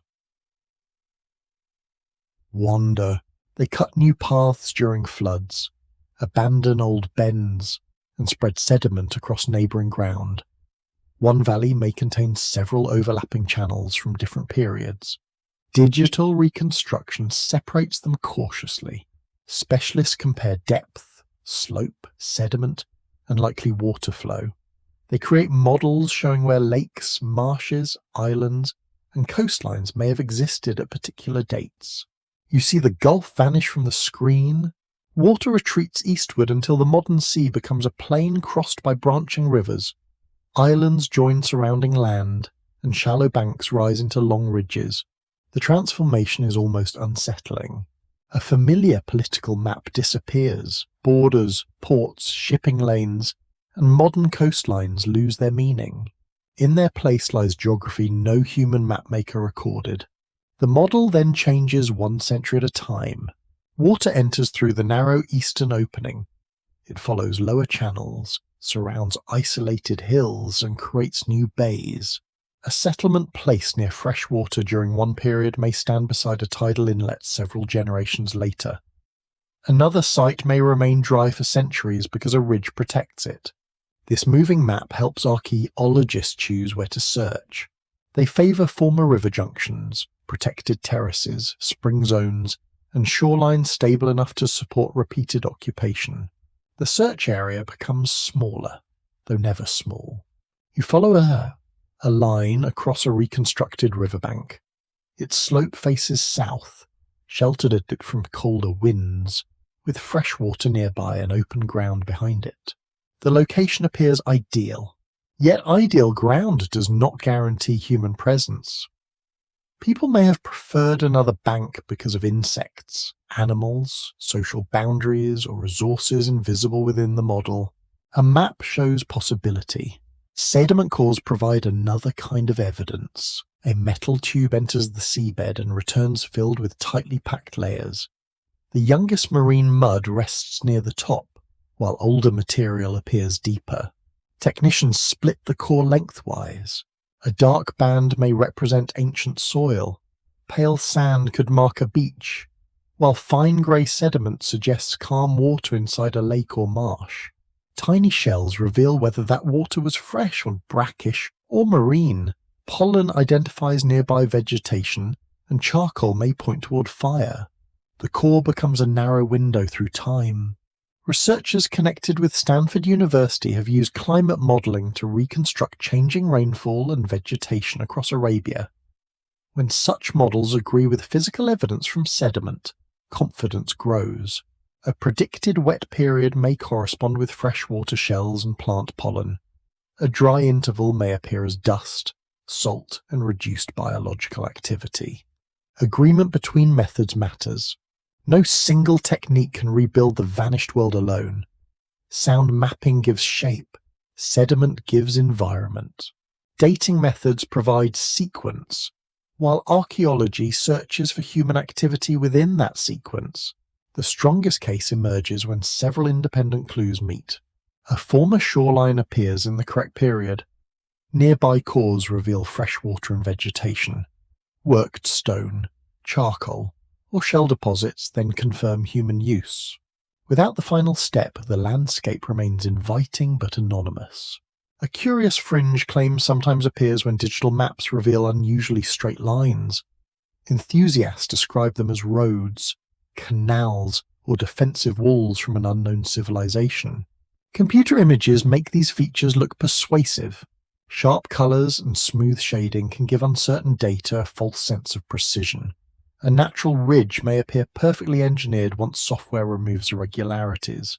Processing choices influence what the eye perceives. Researchers therefore examine raw measurements, repeat surveys, and compare several instruments. Straight features caused by vessel movement or digital error must be removed. Modern cables, pipelines as dredging channels, and anchor scars create additional confusion. The seabed contains many recent marks. A line crossing ancient sediment may be industrial rather than prehistoric. A circular depression could come from construction equipment, fishing activity, or natural currents. Context remains obscure. The open scholarly debate concerns how confidently digital reconstructions can identify habitable zones. Some researchers believe the models now provide strong guidance for locating submerged settlements. Others caution that ancient rainfall, river flow, and spring activity remain uncertain at local scales. A green valley on a model may have been seasonally dry. A predicted lake may have existed only briefly. Human decisions add another layer of uncertainty. Still, the maps improve each year. Higher resolution instruments reveal smaller features. Better dating narrows environmental changes, while computing allows researchers to test several possible shorelines rather than one fixed version. The hidden basin becomes less imaginary. You stand inside the dim survey room as a new image appears. A broad channel curves beneath marine sediment, joining a smaller tributary near a low terrace. The room grows quiet. No wall appears, no temple rises from the data, yet the shape is exactly where people might have stopped. A sheltered bank overlooks water, with higher ground close behind. Several routes meet nearby, linking river travel with movement across the plain. The crew marks the location. A future expedition may collect cores there. Divers may inspect exposed areas, or remote equipment may search beneath the mud. Perhaps nothing human remains. Perhaps one dark layer contains broken stone, fish bone, and charcoal from a forgotten fire. The possibility feels closer now. Modern science does not lift the vanished landscape from the sea in one dramatic revelation. It rebuilds the world point by point, echo by echo, grain by grain. The result remains incomplete. Still, the old rivers are becoming visible. Their valleys return to maps, and their shorelines regain shape beneath modern water. You watch the screen glow in the darkened room. A buried channel continues across it, quiet and unmistakable, leading towards ground no living person has walked. Bundles rest beside the water under a pale morning sky. You stand among families preparing to leave ground that can no longer support them. Some carry fishing nets and stone tools. Others lead goats toward higher country, where unfamiliar hills rise beyond the haze. Children hold smaller possessions. A shell pendant hangs from one neck. A clay cup rests inside a woven bag, wrapped carefully against damage. Nobody carries an entire homeland. People take what memory, strength, and available space allow. Grinding stones remain beside empty hearths because they are too heavy to move. Posts stand where roofs have already been removed. Storage pits contain only husks, broken reeds, and the faint smell of damp grain. The departing families do not travel as one nation. They move in separate groups, following relatives, rivers, islands, and rumors of dependable water. Some turn north towards southern Mesopotamia. Others move west and south along the Arabian coasts. A few remain near shrinking islands, adapting their lives more completely to boats and salt water. Each route carries knowledge into another landscape. The mainstream archaeological record confirms increasing settlement around the Gulf margins during the early Holocene. Villages appear beside lagoons, islands, wetlands, and river mouths as environmental conditions change. Researchers from the University of Chicago and the University of Oxford have traced connections between southern Mesopotamia and eastern Arabia through pottery, animals, stone, and maritime materials. These connections do not prove one mass migration. They reveal repeated movement. A family arriving near a Mesopotamian marsh may join people already living there. Their speech sounds slightly different, and their fishing methods reflect another coast. They bring knowledge of tides. The inland marsh people understand reeds, river channels, flood seasons, and freshwater fish. The newcomers recognize salt intrusion, coastal winds, and signs of distant shoals. Skills meet quietly. A new kind of net may appear. Boat designs change slightly, incorporating stronger bindings or unfamiliar methods of sealing seams. Nobody records the inventor. Techniques spread through imitation, marriage, and shared labor. A neighbor watches one repair, then repeats it during the next season. The process feels ordinary, yet ordinary exchanges can reshape entire regions across centuries. You follow one household toward a low settlement beside branching water. Their hosts offer shade, food, and a place near the outer houses. Hospitality contains caution. The newcomers must explain their relatives, intentions, and useful abilities. They may possess stories of drowned ground, but stories alone do not feed anyone. Practical knowledge earns trust. One man predicts a change in wind by watching high clouds. A woman identifies edible plants growing near brackish pools. Another traveller demonstrates how dried fish can remain edible through a long journey. These small advantages become invitations to stay. Marriage follows contact. Children born into mixed households inherit several maps of the world. One parent remembers islands now shrinking beneath the sea. The other remembers riverbanks where floodwater leaves dark soil. Their children learn both traditions without considering either one foreign. Culture changes through such households. Words move between languages. Recipes absorb unfamiliar ingredients.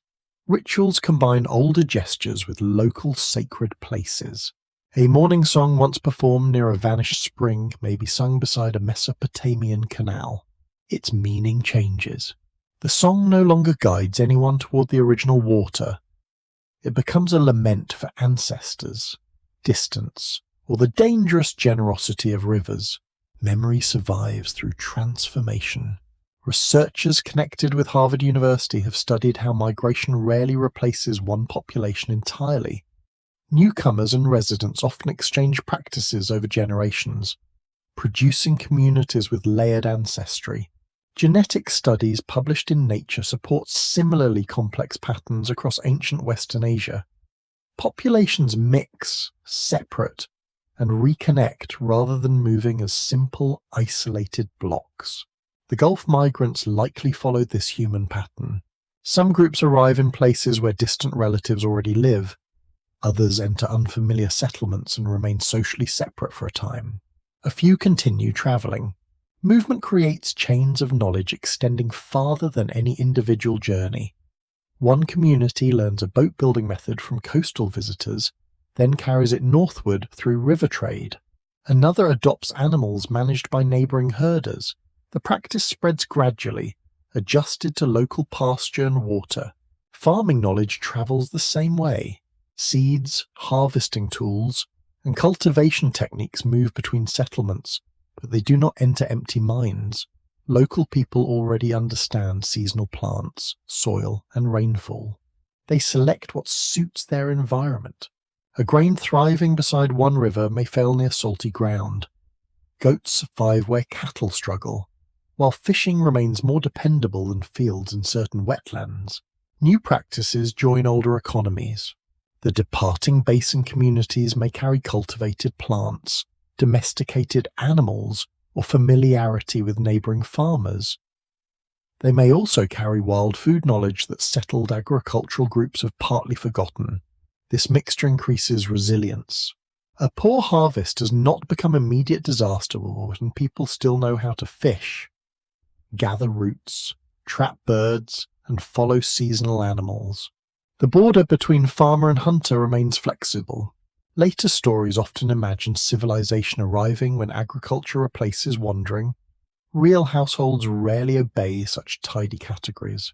They plant, fish, herd, gather, trade, and travel according to opportunity. You enter a settlement where grain dries upon mats beside piles of shell.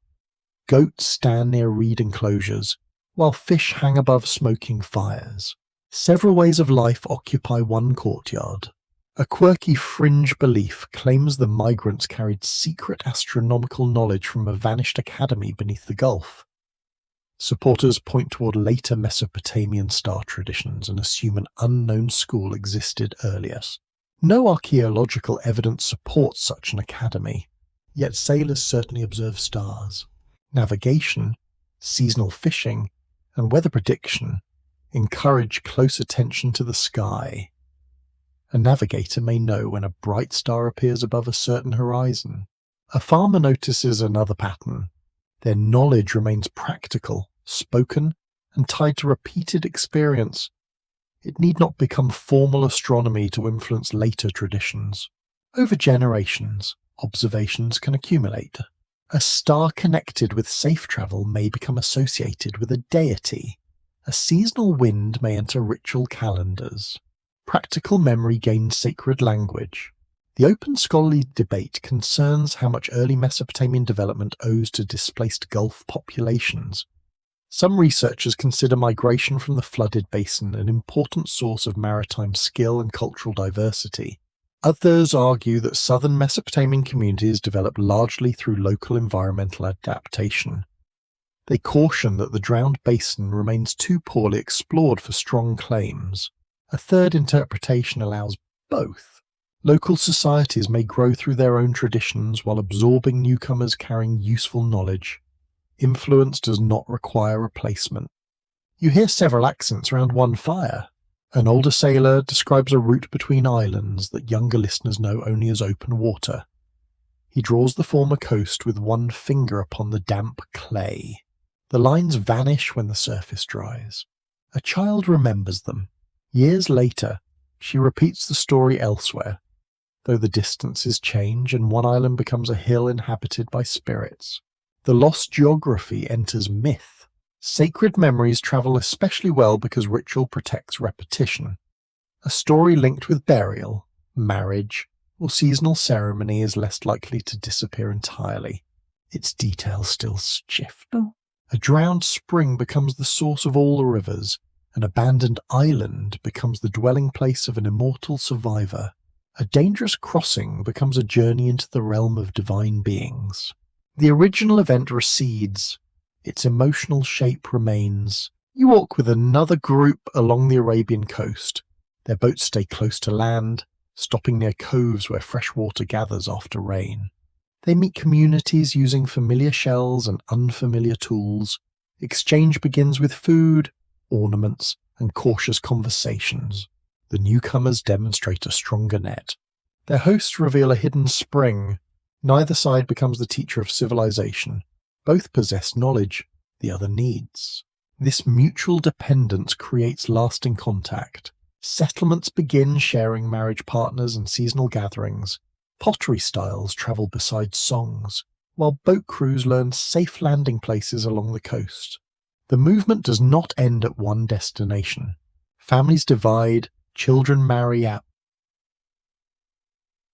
outward, and routes extend toward distant shores. Knowledge becomes impossible to trace back to one origin.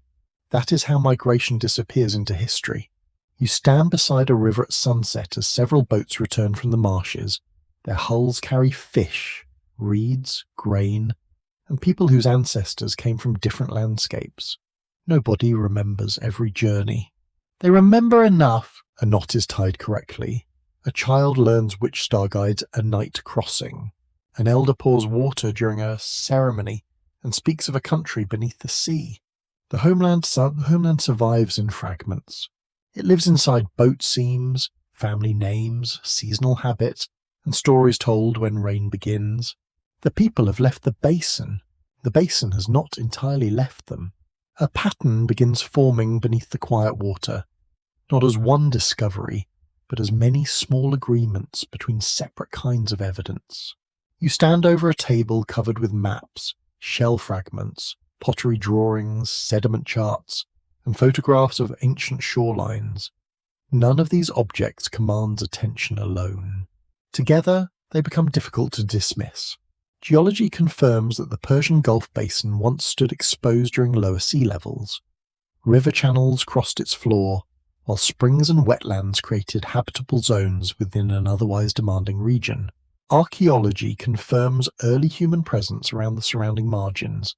Stone tools appear across Arabia, villages emerge beside coastal waters, and maritime exchange links distant communities through pottery and bitumen.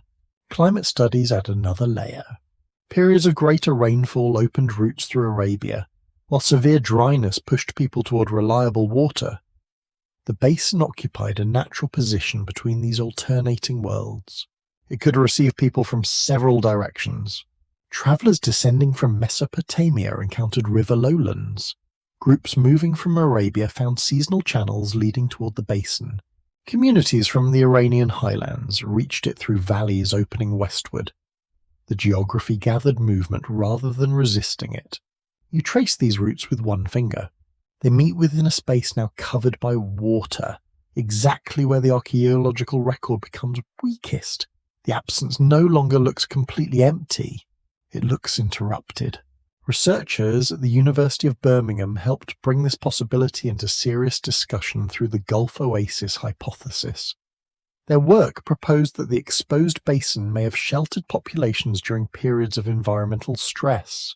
The idea did not announce a hidden empire. It asked whether the submerged plain served as refuge, corridor, and centre of cultural interaction. That quieter claim fits the surviving pattern more comfortably. A refuge can preserve knowledge. A corridor can spread it. A meeting ground can transform it. The landscape may have shaped human development without containing cities, kings, or monumental temples. Its influence could travel through people rather than architecture. You imagine several communities occupying different parts of the basin. One lives near a freshwater spring, another near a river junction, and a third beside a seasonal lake. They do not share one ruler. They exchange partners, tools, food, and stories. Their children learn routes joining places no single family controls. When water begins covering the lowest ground, these relationships become even more valuable. Boats replace paths, island settlements gain importance, and coastal knowledge moves towards surrounding shores. The system changes without disappearing.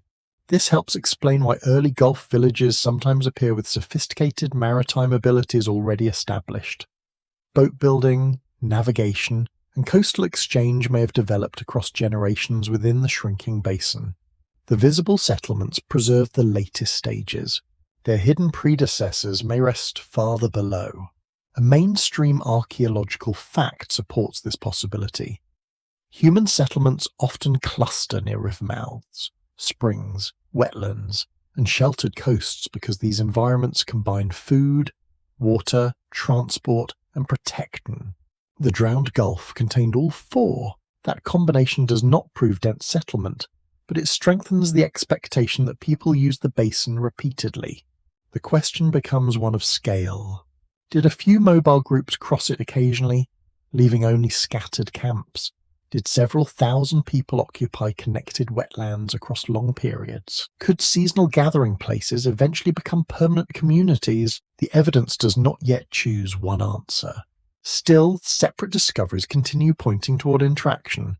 Imported pottery reveals contact across water. Bitumen impressions confirm boat construction. Buried channels reveal navigated landscapes, while freshwater deposits identify zones capable of supporting life. Each clue answers a different question. Geology shows where people could live. Archaeology shows that people live nearby. Maritime evidence shows they could travel, while climate records explain why movement intensified or contracted. The pattern feels less like coincidence. You hear the soft scrape of a brush across pottery inside a laboratory. A researcher examines mineral grains under magnification, identifying clay gathered far from the site where the fragment was found. The vessel travelled. Another specialist studies hardened bitumen and finds impressions left by bundled reeds. The boat vanished, but its construction remains recorded in black material. Elsewhere, a sediment core reveals freshwater organisms beneath marine mud. The old environment returns through fragments. No single discovery provides the lost civilization promised by dramatic headlines. There is no perfect street plan, royal tomb, or tablet naming the drowned country. Instead, evidence accumulates sideways. It appears in trade goods, tool traditions, harbour locations, submerged valleys, and memories preserved inside later stories. This form of evidence suits a networked society. A kingdom leaves inscriptions because rulers need public authority. A flexible maritime world may leave roots, shared styles, and repeated habits. Its structure exists between communities. That makes it harder to recognise, but not less important. One quirky detail appears in the movement of shells. Certain ornaments travel far beyond the coast, reaching inland communities where the original animals could never live. A tiny shell may cross rivers, deserts, and several households. Its journey reveals attraction, exchange, and memory. Someone valued the sea enough to carry a fragment of it into another landscape. These objects may have served as ornaments, as gifts, charms, or reminders of distant relatives. Their meanings remain uncertain, though their movement is undeniable. You hold one beneath lamplight. Its surface is smooth from wear, suggesting years of contact with skin or cloth. A drilled hole shows deliberate care. Perhaps its owner came from a shoreline already vanishing. Perhaps the shells simply look beautiful. Archaeology must allow both possibilities. The open scholarly debate now concerns influence rather than existence. Few researchers deny that the basin contained habitable ground during lower sea levels. They disagree about how central it became within wider cultural change. Some see this Gulf Oasis as a major population centre, whose flooding redirected people and skills and traditions toward Mesopotamia and Arabia. Others prefer a modest interpretation involving scattered communities adapting locally, without shaping distant civilizations in any decisive way. A middle position grows increasingly persuasive. The basin may not have created civilization, yet it could have contributed people and knowledge to regions where larger settlements later developed. Influence rarely has one source. Southern Mesopotamian society emerged through farming, river management, trade, craft specialization, population growth, and changing political relationships. Migrants from the Gulf could enter this process without controlling it. Their contribution might appear in maritime skill, wetland adaptation, boat construction, or distant exchange. It may also survive within family traditions that archaeology cannot isolate. The hidden basin becomes one strand within a larger human fabric. You look again at the reconstructed map. The plain lies between Africa, Arabia, Iran, and Mesopotamia, close to routes connecting several ancient populations. Its position almost demands direction. People entering from different directions would meet along rivers and springs. They might exchange technologies without sharing language or ancestry. Such contact creates innovation through comparison. One group knows better stone, another understands reeds, fish, or seasonal winds. A third brings domesticated animals or cultivated plants. Nobody arrives empty-handed. The landscape encourages combination. When the sea spreads across it, these combined traditions do not vanish beneath the water. People carry them outward and reshaping them within new settings. This may be the hidden importance of the Gulf Oasis. Its legacy need not be a single lust nation. It may be the movement of human experience from one disappearing world into several surviving ones. The idea is less dramatic than a sunken capital. It is also more difficult to disprove. You stand beside the modern Gulf as evening light fades across the surface. Beneath the water lie river valleys, former shores, freshwater deposits, and places where human traces may still wait. The separate clues no longer float alone. They form a cautious outline, not a finished picture. The lost civilization begins making sense when you stop searching for one city and begin seeing a landscape filled with connected lives. Moonlight spreads across the Persian Gulf, turning dark water into a field of broken silver. You stand near the shoreline while warm air carries salt, engine smoke, and the faint scent of distant dust. Cargo vessels move beyond the harbour lights. Their hulls crosses ancient river valleys without slowing. Tankers pass above former springs, marshes, camps, and pathways that once joined families across dry land. Nothing on the surface reveals them. Navigation systems describe depth, current, traffic, and weather. They do not display the names once given to drowned hills or vanished bends in forgotten rivers. Those names are gone. Gone. The modern Gulf is among the busiest maritime regions in the world. Ports, energy terminals, fishing grounds, pipelines, and shipping routes occupy water that formed only during the latest fraction of human history. Geology measures that change in thousands of years. Human memory measures it through generations. You watch a small fishing boat leave the harbour. Its lights tremble upon the surface, and its engine fades toward deeper water. The crew may cross a place where people once gathered freshwater plants. They may lower nets above a settlement now sealed beneath marine sediment. Perhaps there is nothing below but an empty bank. Perhaps there is a hearth. The strongest conclusion remains modest. A vast habitable landscape existed where the Gulf now lies, and human beings occupied the surrounding regions during the same broad periods. Rivers crossed the basin.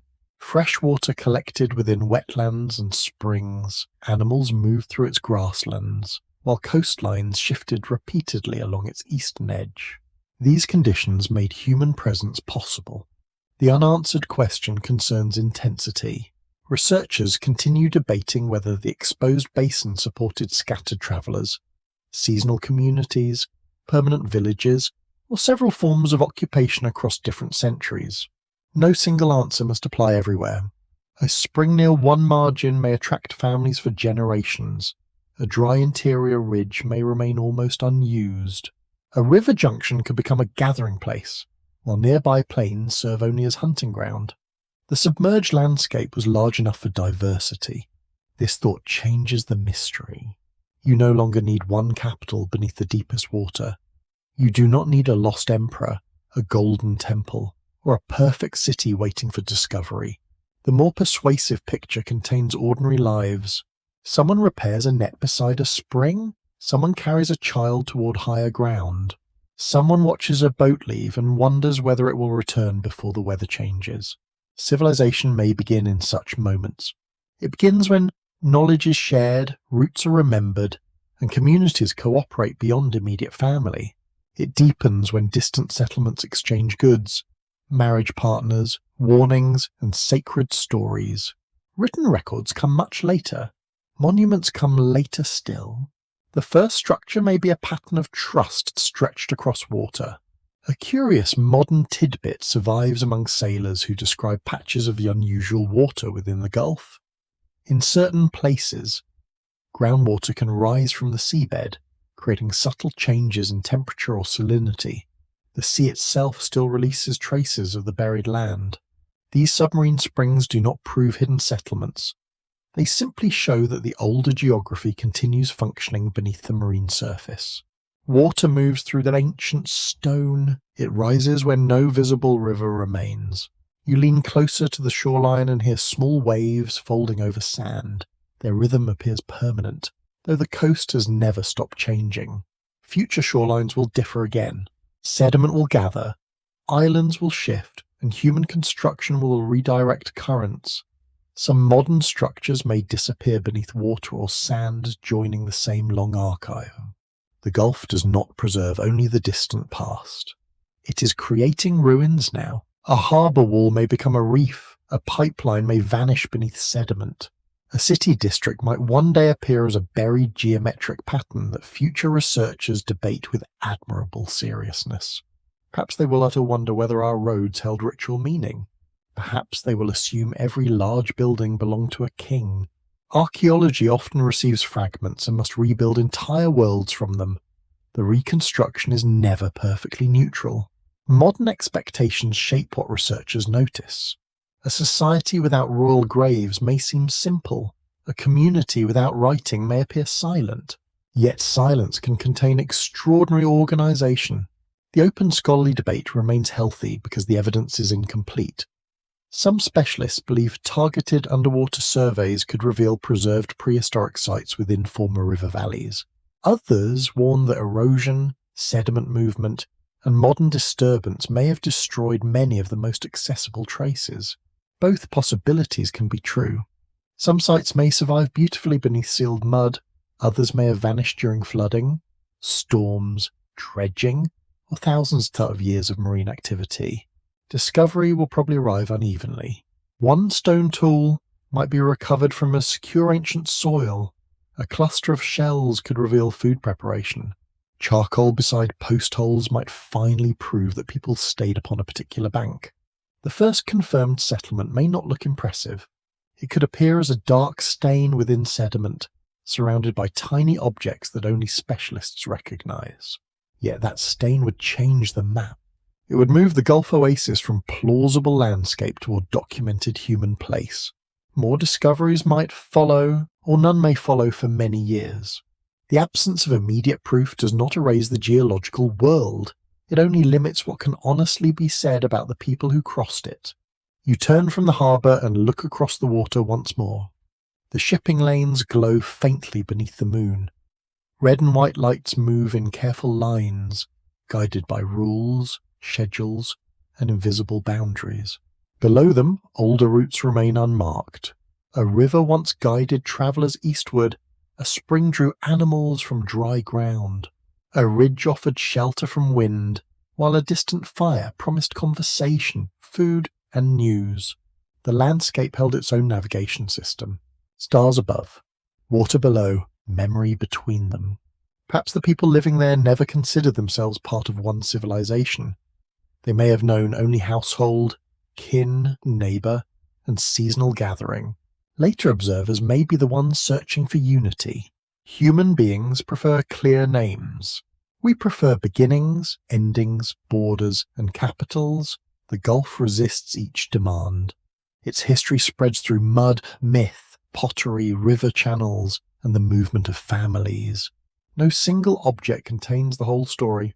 That may be why the story finally begins making sense. It is not one secret waiting beneath the water. It is a structure assembled from many quiet truths. The basin existed. People could live there. Communities around it sailed, traded, adapted, and remembered. The sea rose. Lives moved outward. What remains beneath the Gulf belongs somewhere between those statements, still hidden within the spaces evidence has not reached. Your breathing slows as the harbour sounds grow distant. The wind softens. Moonlight rests upon the water without asking what lies below. You allow the modern coast to fade gently from your thoughts. The towers dim, the engines quiet, and the shipping lanes dissolve into darkness. Dry ground returns beneath the sails. A wide plain opens under a sky filled with stars.